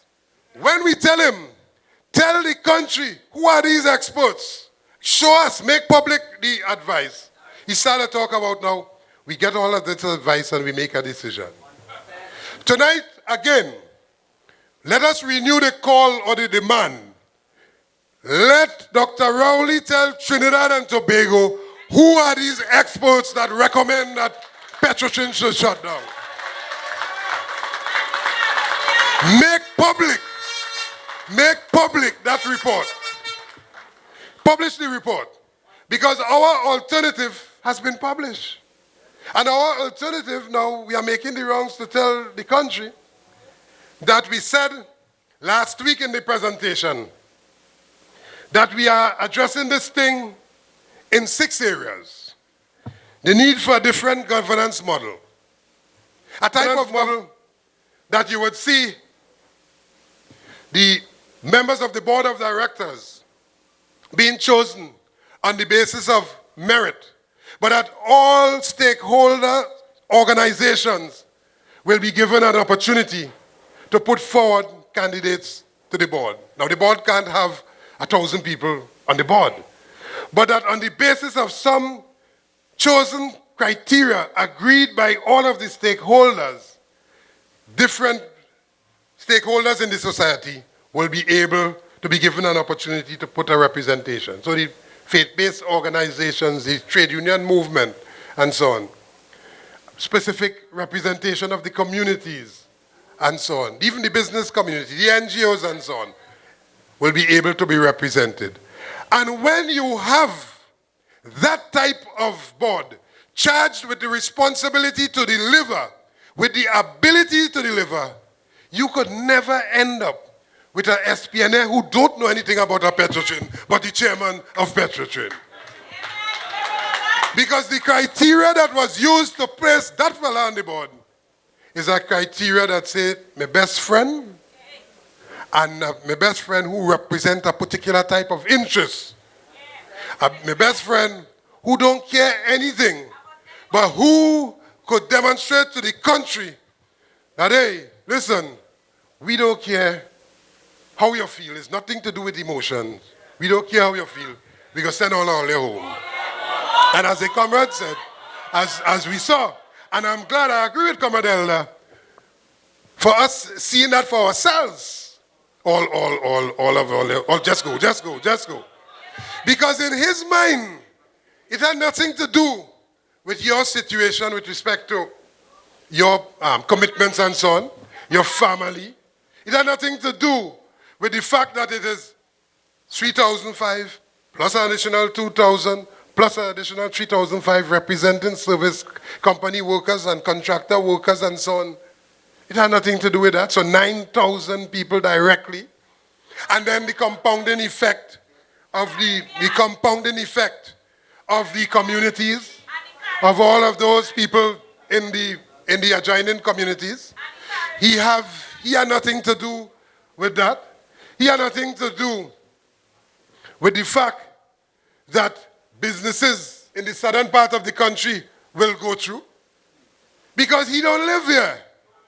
And when this place go into ruins, and when crime spiral beyond which it is now, beyond which, as it is now, they have absolutely no control over it, he had nothing to do with that. He is well fenced in some gated community and so on.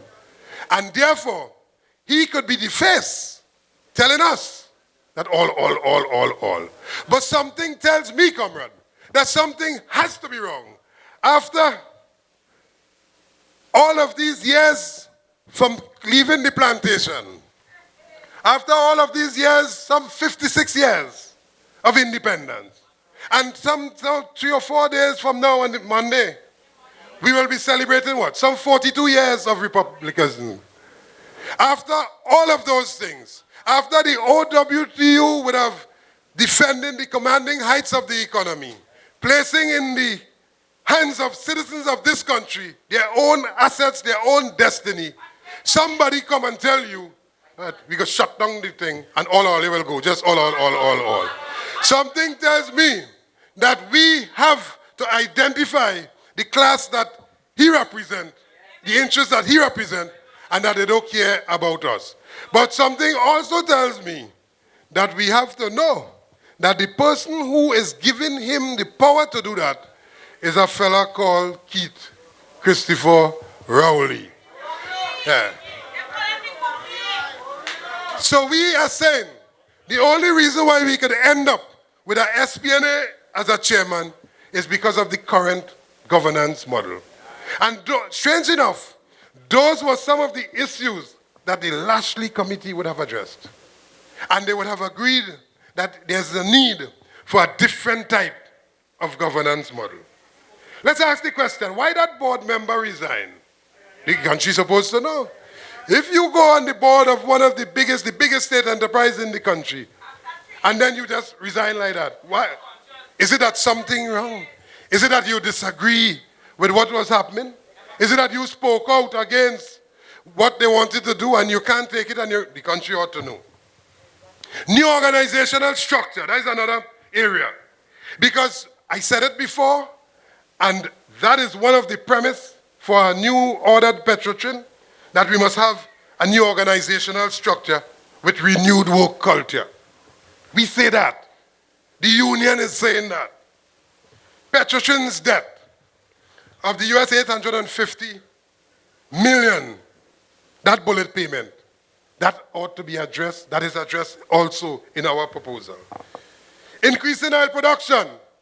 We know that no matter what we do, because we have control over that which we produce, that which is beneath the earth, on land, and beneath the sea, offshore, we can improve that production.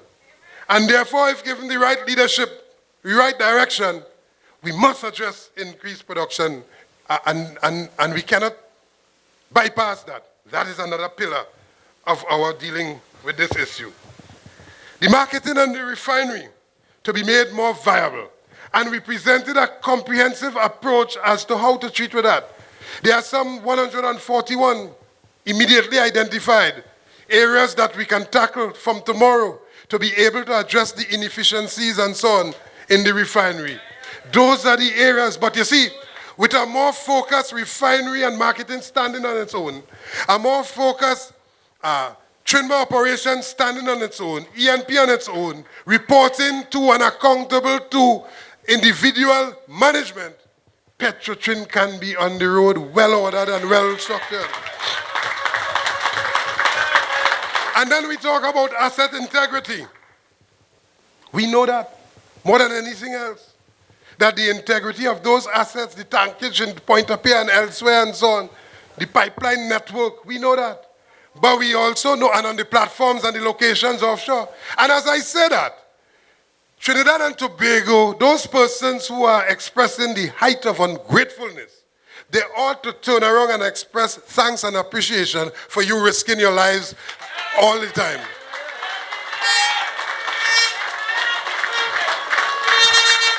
So all of those areas, our alternative plan is going to address. So when we saw that them fellas, they're hell-bent, they're going down the road pell-mell without steering, no brakes, and so on, they care nothing. They care about you and whatever you say. We said, listen, I said, we need to call their bluff. Pull that card.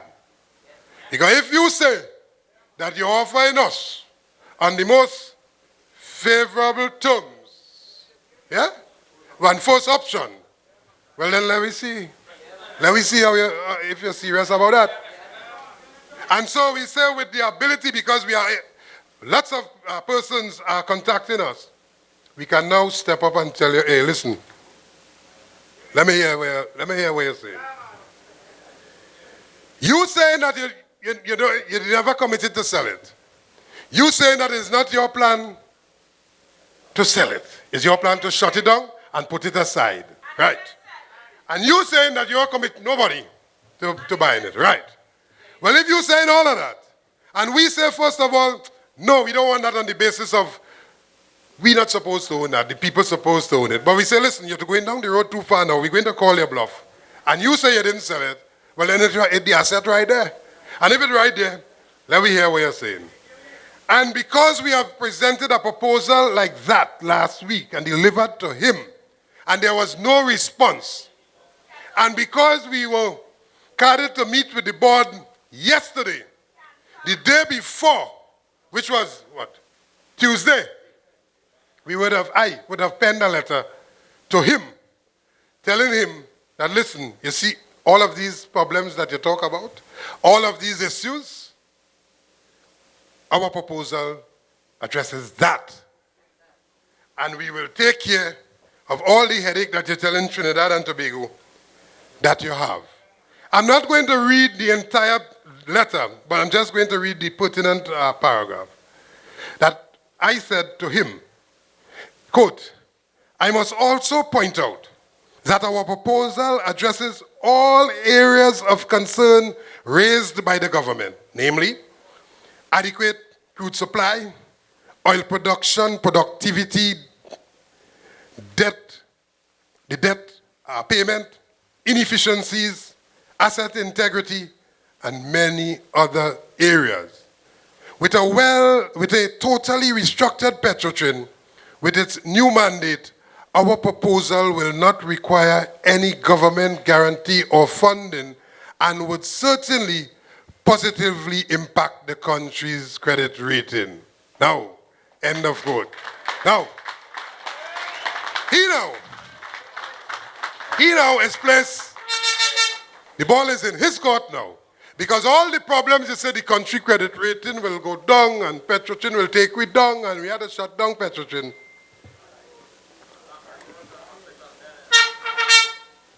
The black hole, we take care of all of that. But hear how he responded. And them fellas feel they're smart. So among the other things that he would have said, I'm reading the pertinent paragraph here. He's saying, once the refinery is so cauterized, then it will be available for attention in order to ensure that the taxpayers, who are the owners, get whatever value which can be derived from its use or disposal. Go on. I want to give you the assurance that if the OWTU is able and willing to present and commit to the rigors of an acceptable business proposal, then the government will treat with it with the dignity and respect it deserves, and would be prepared to give the workers some facilitation so long as that is within reasonable business transactional arrangements. Now, here's the punch. Here's the punch. If, however, much more attractive proposals become available, then it will be expected that the interests of taxpayers will take priority. You tell me that I have the first option at the most favorable terms, and now you're telling me, if, however, some more attractive proposals, now you're putting me now in competition with your friends. With your friends, you see, comrades, we're not foolish. We are born yesterday or this morning. No, we in tongue too long. And we in country before that. We understand the mathematics. We understand the statistics. That them fellas now in a corner. So he's trying to fashion a way out of that corner by saying that your proposal not, as a matter of fact, he did not even peruse the proposal, but get on the platform the other night and saying the proposal not good. He never had a comprehensive representation or presentation of those proposals, but he said the proposal not good. Because he is setting up the country to say that in spite of the fact that he gave us an opportunity, the proposal not good and therefore we have to give it to somebody else. But we box him in by identifying all of the areas that he identified as a problem and put it on the table for him. Them fellas is a lie. And that is why, comrades, that is why you cannot trust the word of the Prime Minister. Such high office. I want you to get one thing out of this as we go through this struggle. You put people in office because there are times when you don't have information, but you rely on their credibility. You rely on their honesty to lead you in the right direction. But if you have somebody in high office, which person in that use that office to peddle misinformation to the detriment of the country, that person has absolutely no credibility. And I am reminded to remind you that that is the same person who tells Trinidad and Tobago that we must march because of what? Email gate. Remember that? One of the biggest lie and con job that was put down on this country, email gate. You hear nothing about that again. So now you have Petrotrin gate. Petrogate. Where they want to put all workers out of the gate. But we are not prepared to come out of the gate. We are prepared to put those who want to put out We out of a job, all of them out of a job.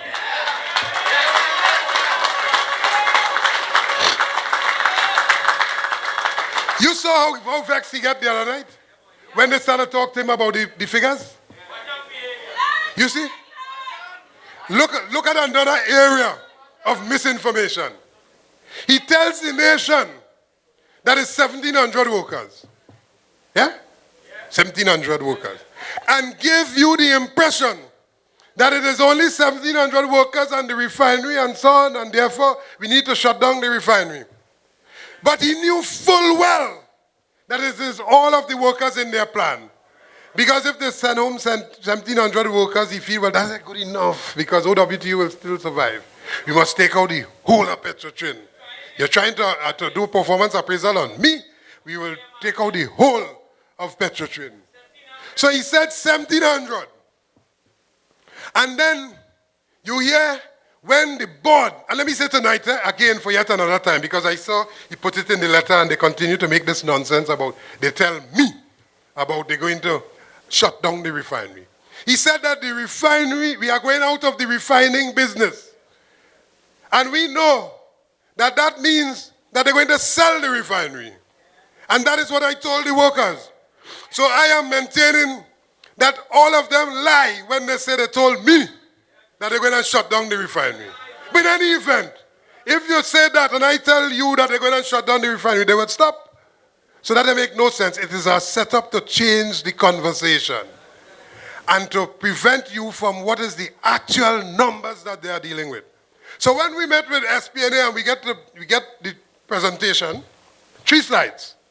This man, an oil company that provided food for this country, workers' lives. 3 slides. 3 slides, eh? 3 slides. Option 1, that you must leave it as it is. But that is not our proposal. That is nonsense. 2, send home 1,500 workers. And 3, send home all of the workers. 1 and 2 is just buffer stock. Just to say that, you have 3 options. But you really want to go to the 3rd option. And people feel smart. And he tells us, SPNA, that is what he would have presented to the government, the cabinet, that would have made the decision. 3 slides. Our proposal, comrades, to save Petrotrin, because it's a complex operation, is not 3 slides. It's a comprehensive plan that deals with E&P and refining and marketing and so on. The entire operation, the land and marine. So he grabs that because that's the favorable one to him. But he gets vexed when they tell him about the numbers. Because you see, the numbers speaks to his credibility. Because he is the one who started this 1,700. And is everybody going home? So he said the numbers don't matter. The numbers don't matter. But it's a big issue if I didn't tell you. That matter. But the numbers don't matter. People's lives, livelihood, a community, many communities, that don't matter. The numbers don't matter. So he wants you now to believe anything he says going forward. I want to say tonight, there's a long time now people should, if you could go back and retroactively stop believing Keith Rowley, go back and retroactively stop believing Keith Rowley. But certainly going forward, you have to question and doubt every single word that come out the mouth of this Prime Minister. The Prime Minister tells lies. And I have personal experience in terms of the claim that he would have made against me. Tells lies. I'm not afraid or ashamed to say that. In fact, it is my duty to tell you that. So in going forward, comrades, our proposal now deals with option 2. Option 2 that we place on the table. Which option 2 has to do with the financing. So when we met yesterday, and we said for the first time we're meeting to talk to them about this proposal, because remember, we agreed, remember the journey? We agreed on April the 3rd by memoranda of agreement that this approach to divide the company in 4 Let me go through it. Trinma, ENP land, R&M, and hospital. We agreed that that is the approach, but we now have to sit down and determine in committees how we are going to fill out those structures, what is required for Trinma and land and R&M and hospital respectively, and therefore, what are the numbers, but take a joint approach that would see us arriving at an amicable solution. They left the table, they went and they get the quote-unquote expert advice, and that is why we are here today. But in calling their bluff, I'm coming to the meeting that we had yesterday, in calling their bluff, for the first time, the board would have had an opportunity to hear exactly what that proposal means. And the issue of we can, Mr. Board, Mr. Chairman, Mr. SPNA, we can take care of your problem. We can lease the country's assets. We can find a joint venture partner to operate these assets. You say you can't make with it. You want to shut it down. We could operate it. And you will be able, in a situation where you're not getting any tax right now, you'll be able to get a rent from it. You'll be able to make something from something you say that you can't get anything from. So that what we need to do now is to go further and engage those who are prepared to support us, who sees value in it, and support us. But as we do that, the country must always benefit. He makes a point, that Rowley fella, he makes a point the other night that all we are focused on is the state continuing to own it. That's not true. And that his focus is for Trinidad and Tobago. We have always been with our focus for the state to own it in the interest of Trinidad and Tobago, every single citizen. So this kind of patchwork of a con job you want to put down on people, we reject that outright. So here's what is before them right now to consider, because they are to come back to us next week, Thursday. They are to come back to us and tell us, I guess, what Rowley say. The same fellow who say, you're first choice, and that you have favorable terms and so on. So he now has a proposal before him to treat with all of his issues. So we wait to see what he comes back with. But I point you back to the last quote that I made there. That is the escape door that he is creating to jump out, to tell the country that that proposal really can't work. It's not in the interest of Trinidad and Tobago. But if you have something, if you have a car, a vehicle, comrades, and you want to sell that vehicle, or you want to borrow some money on that vehicle, you will be up and down the place by talking that vehicle. It's only because you know somebody in the corner waiting to get it cheap. That's why you'll say it has no value. But when someone step up to the plate now and saying, okay, I'm taking it, then it suddenly becomes valuable. You see the smart thing in that? You see the deception in that? You see the deceitfulness in that? And I hope that Trinidad and Tobago, the most independent observer, those who, according to my comrade, have eyes, could really see through that deception, you know. The only people can operate that, comrades, is the only people who are going to operate that. Is us, the workers.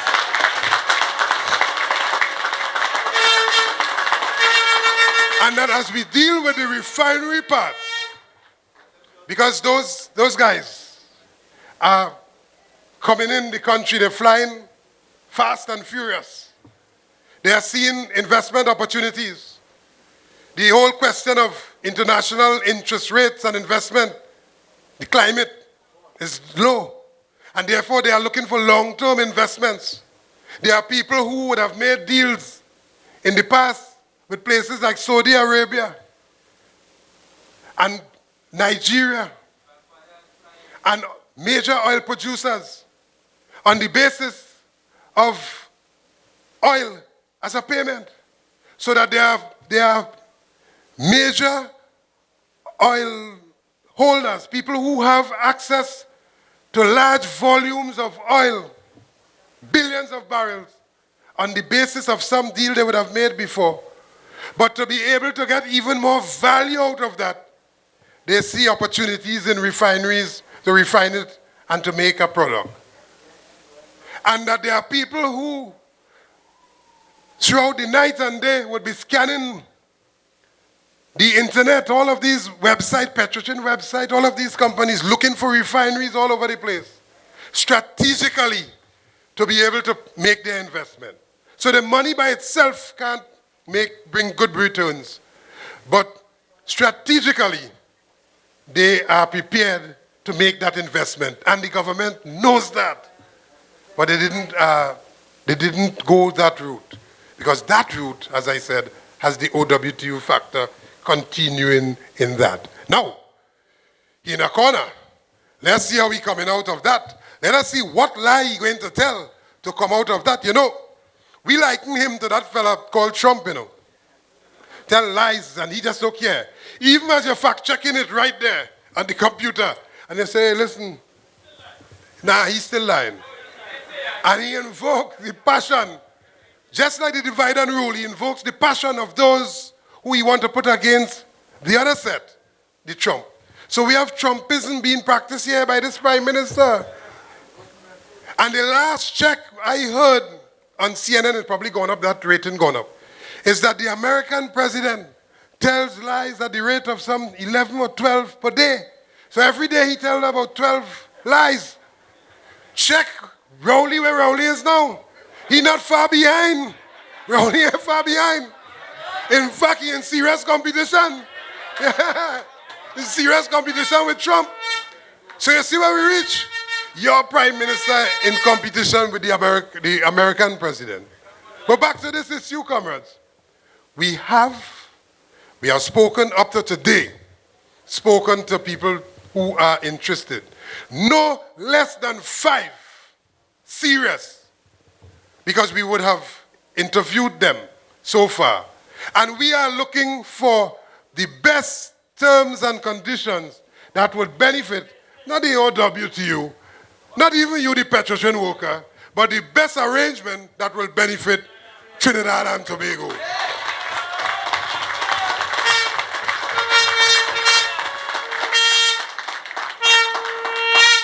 So we wait to hear what they come back with next week. In the meantime, comrades, because we don't trust them, we have to deal with ENP. Yes? The workers in ENP must retain their jobs. And that our proposal is one that says that we are going to increase the oil production in exploration and production, land north and east, offshore Trinma, from 40,000 to 67,000. And we said in the presentation at Eastern Credit Union last week, we said yesterday, I am saying here tonight, that we have the ability, without any major capital injection, to increase that production by some 27,000 barrels per day.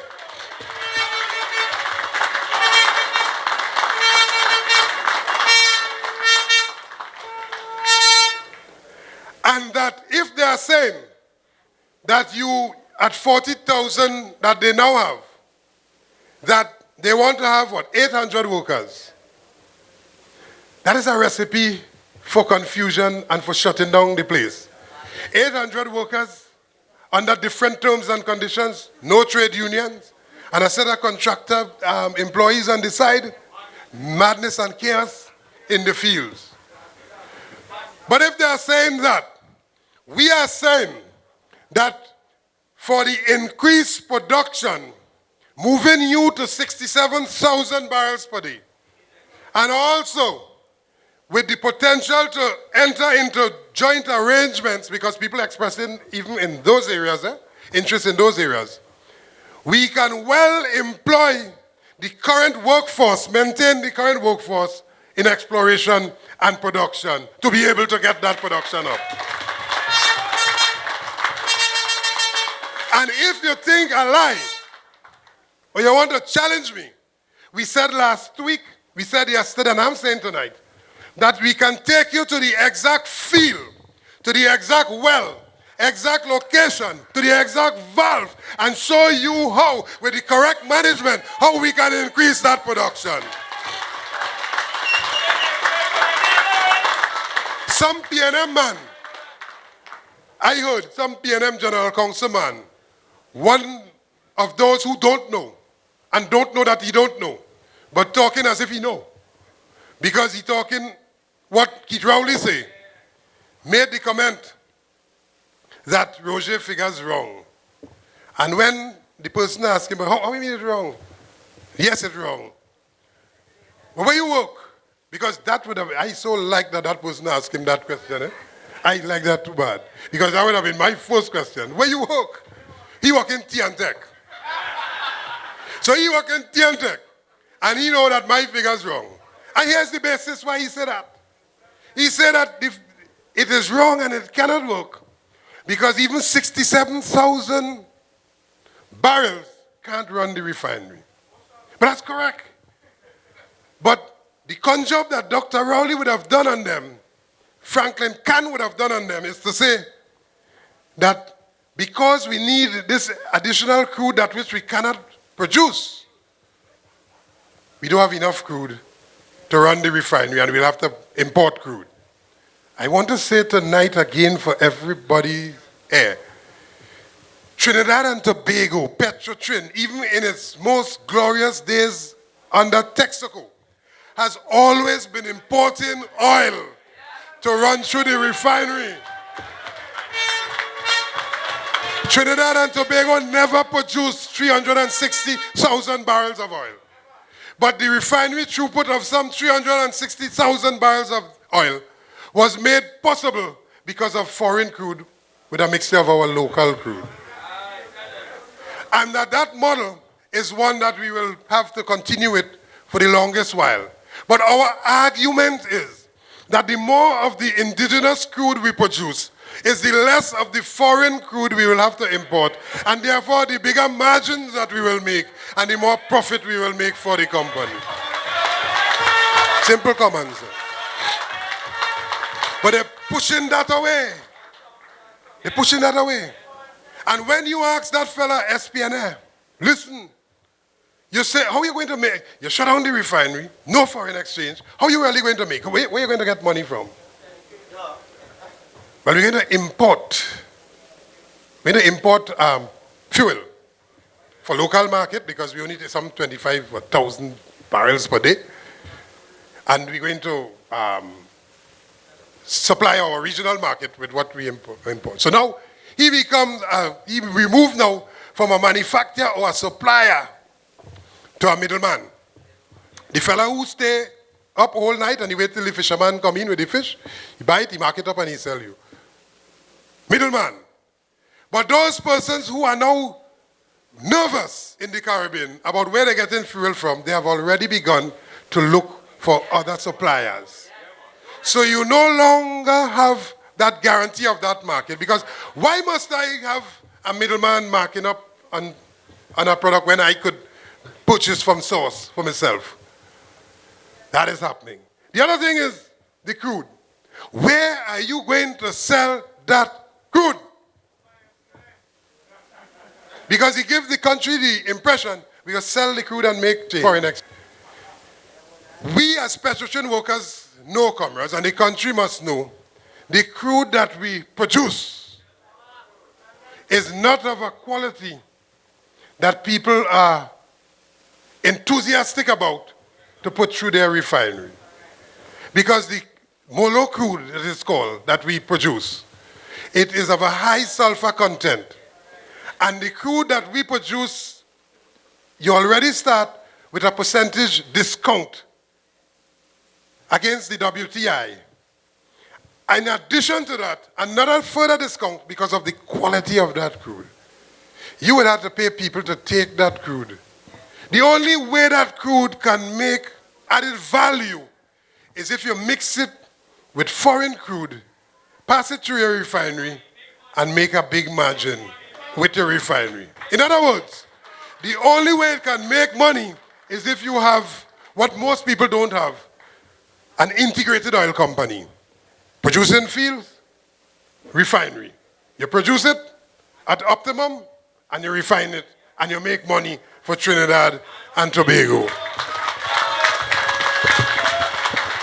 But let's ask ourselves the question, who owns the shipping company? Yeah. Who owns that? I just asking the question. Yeah? Who stands to benefit from the suffering of you, the people? And that is a question, that is an answer that you will see, if we allow it, revealing itself to the country. We are saying, comrades, that listen, we fought for these assets. We were the ones, the OWTU, I remember the year 1979, Texaco must go. Yeah? A little fella then, a baby then. Yeah? A baby, a little baby, back in those days. And I remember that was one of the first things I began to understand, that the OWTU was struggling. My father, an oil worker, struggling because he said Texaco raping and plundering and so on.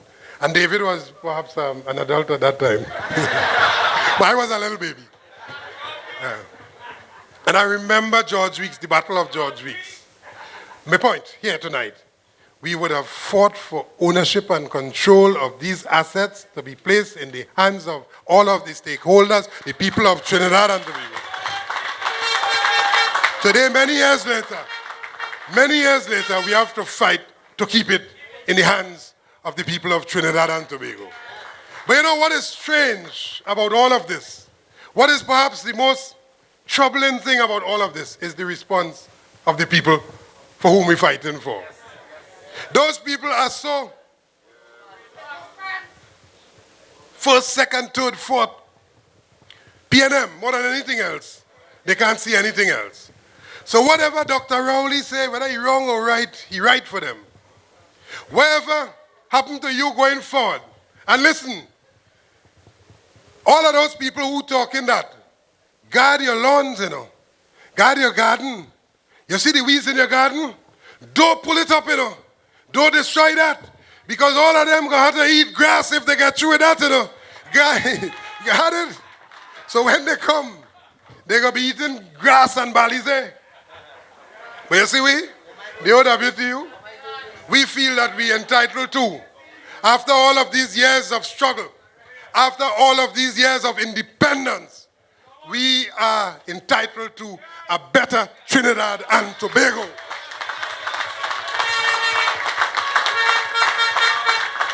We are prepared to take the fight, comrades. We are not relenting. So while they are deliberating, we still have to struggle. Don't relax at all, Petrotrin workers. We must be prepared to take our story throughout the length and breadth of the country. We must be prepared to hit the streets. Do not throw away your shoes. In fact, resole your shoes.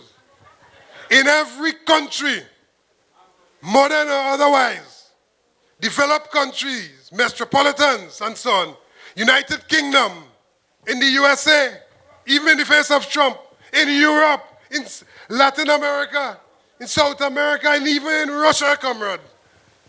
Once people are not getting justice from a government who's supposed to do justice for the people take the streets and demand justice.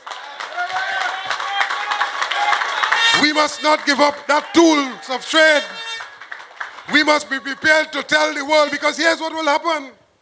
He is telling the world that everything is okay. And like all of us, all of them people like they're comatose. So he could do that. A fella say, if what? You raise your gas price once, it's not all right. You raise it twice, it's not all right. So you raise it again, and you raise it again. And all of those were incremental steps testing the resolve of the population. So, you know what it is now? You know what it is now? We have to do something to show him that and to show them that we are dissatisfied. To show the world that we are dissatisfied. When the reporter asked him the question, I didn't see the report. A report was made to me about this, and I'm sharing this with you. That I want to thank that reporter in Guyana for posing those questions to Dr. Rowley. It was yesterday? Yeah. Because you see these reporters we have and editors we have, they are either in one camp or another camp. Or they are in the 1% camp. So they are themselves not asking the relevant questions.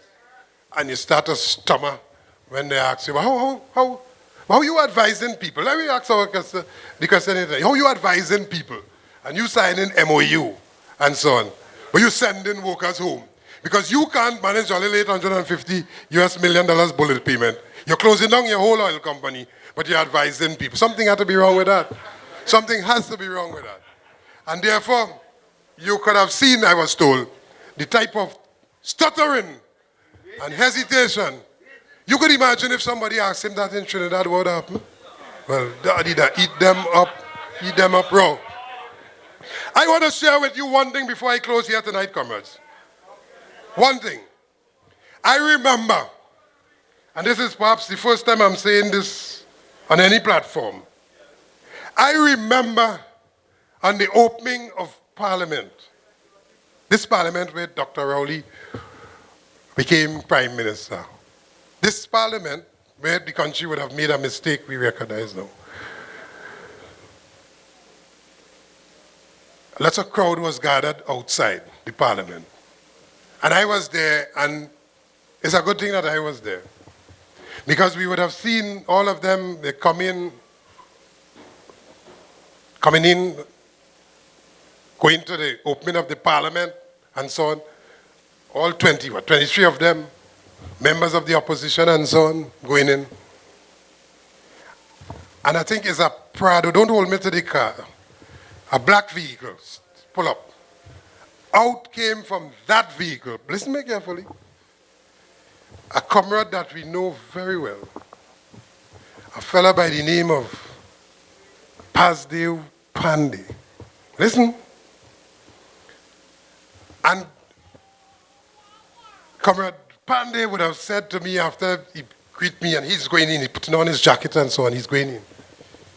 He said, your problem now start. I said, what? I said, what? What? He said, your problem now start, my brother.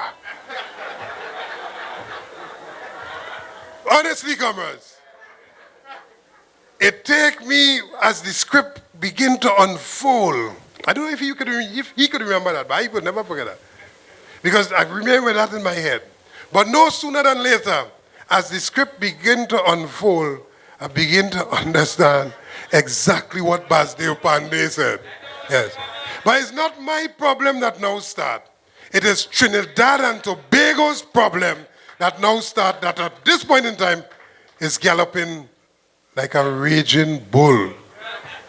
Ours is the responsibility to right that wrong. Yes? And if it means, comrades, I have already resolved, jump high, jump low, that because you come to finish me, if a fella come to kill you, he point the gun at you, and it snap, and you didn't there, that didn't mean that he didn't want to kill you. He still want to kill you.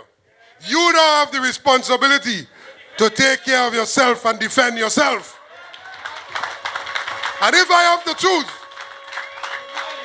to choose between me and any bandit, who have to live, rest assured that I choosing me to live, and what happen.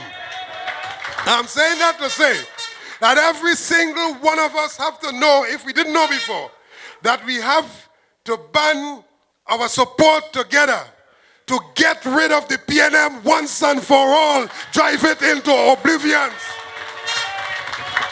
There is no way, absolutely no way, I could perceive in my head that they're taking away your job, but you are going to put them back in a job to continue to take away the jobs of many others. That must never ever happen. Must never happen. They are the constructors of their own demise. We must hasten that process. And there's absolutely no support we can give to those who don't support the people. In fact, they are taking away the jobs. Instead of providing jobs, since they came into office, thousands and thousands of workers lost their job. You have a minister of labor, minister of silence, minister, well, perhaps, I don't know, she's probably everywhere, but we can't see her. A ghost of a minister, part of a cabinet, part of a government that does nothing for the people except lie to the people. And so, comrades, we have to gird our armors. We have to be prepared to hit the streets. We have to be prepared to put down in this country the mother of all marches this country has ever seen. And that has to be soon. That has to be soon. We have already resolved that it is going to happen. The details of it, we are going to let you know, let the country know as we progress. We have to do it. It's an absolute necessity. And because the country has been too quiet, for whatever reason, we have a situation where they misunderstand that quietness. And therefore, you can't take away my job and I remain silent. You can't take away my job and I remain home when my union call me. When the union call, as we would continue to call, we want to see all 3,500, all 2,000 casual workers, all 3,500 workers, all members of all community in the South, going with your unions, standing up for your right, going, telling Rowley that you make Trinidad and Tobago. If there is ever a Trinidad and Tobago, it is on the basis of the backs and shoulders and the sweat of the workers as we are prepared to go forward ever into victory, claiming our space, our right. Because you know what? We will never, ever, ever, ever surrender. I thank you, comrades. To move!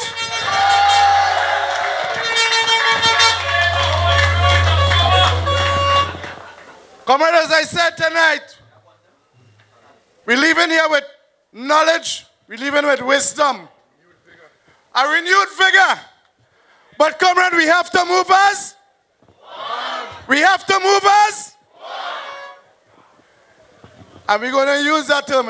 All for one. All for one. All the reins of power. Comrade, tonight, we got information. And we cannot keep that information to ourselves. We have to share it. At our workplace, we still have weak ones. We have to share it and encourage them. As I said, when I quoted from the Bible, when everybody else said there was no hope, one man came back and said there is hope. And we have a president general who just delivered more than hope for us. Not just for petroleum worker, but for Trinidad and Tobago.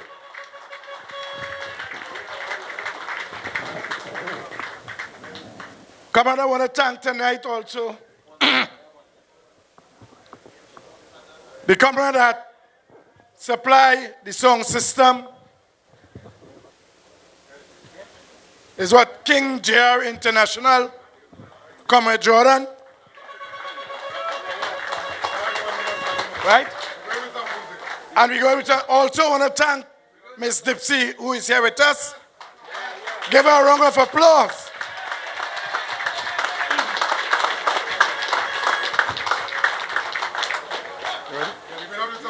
So we're going out with some heavy songs to encourage us to go forward.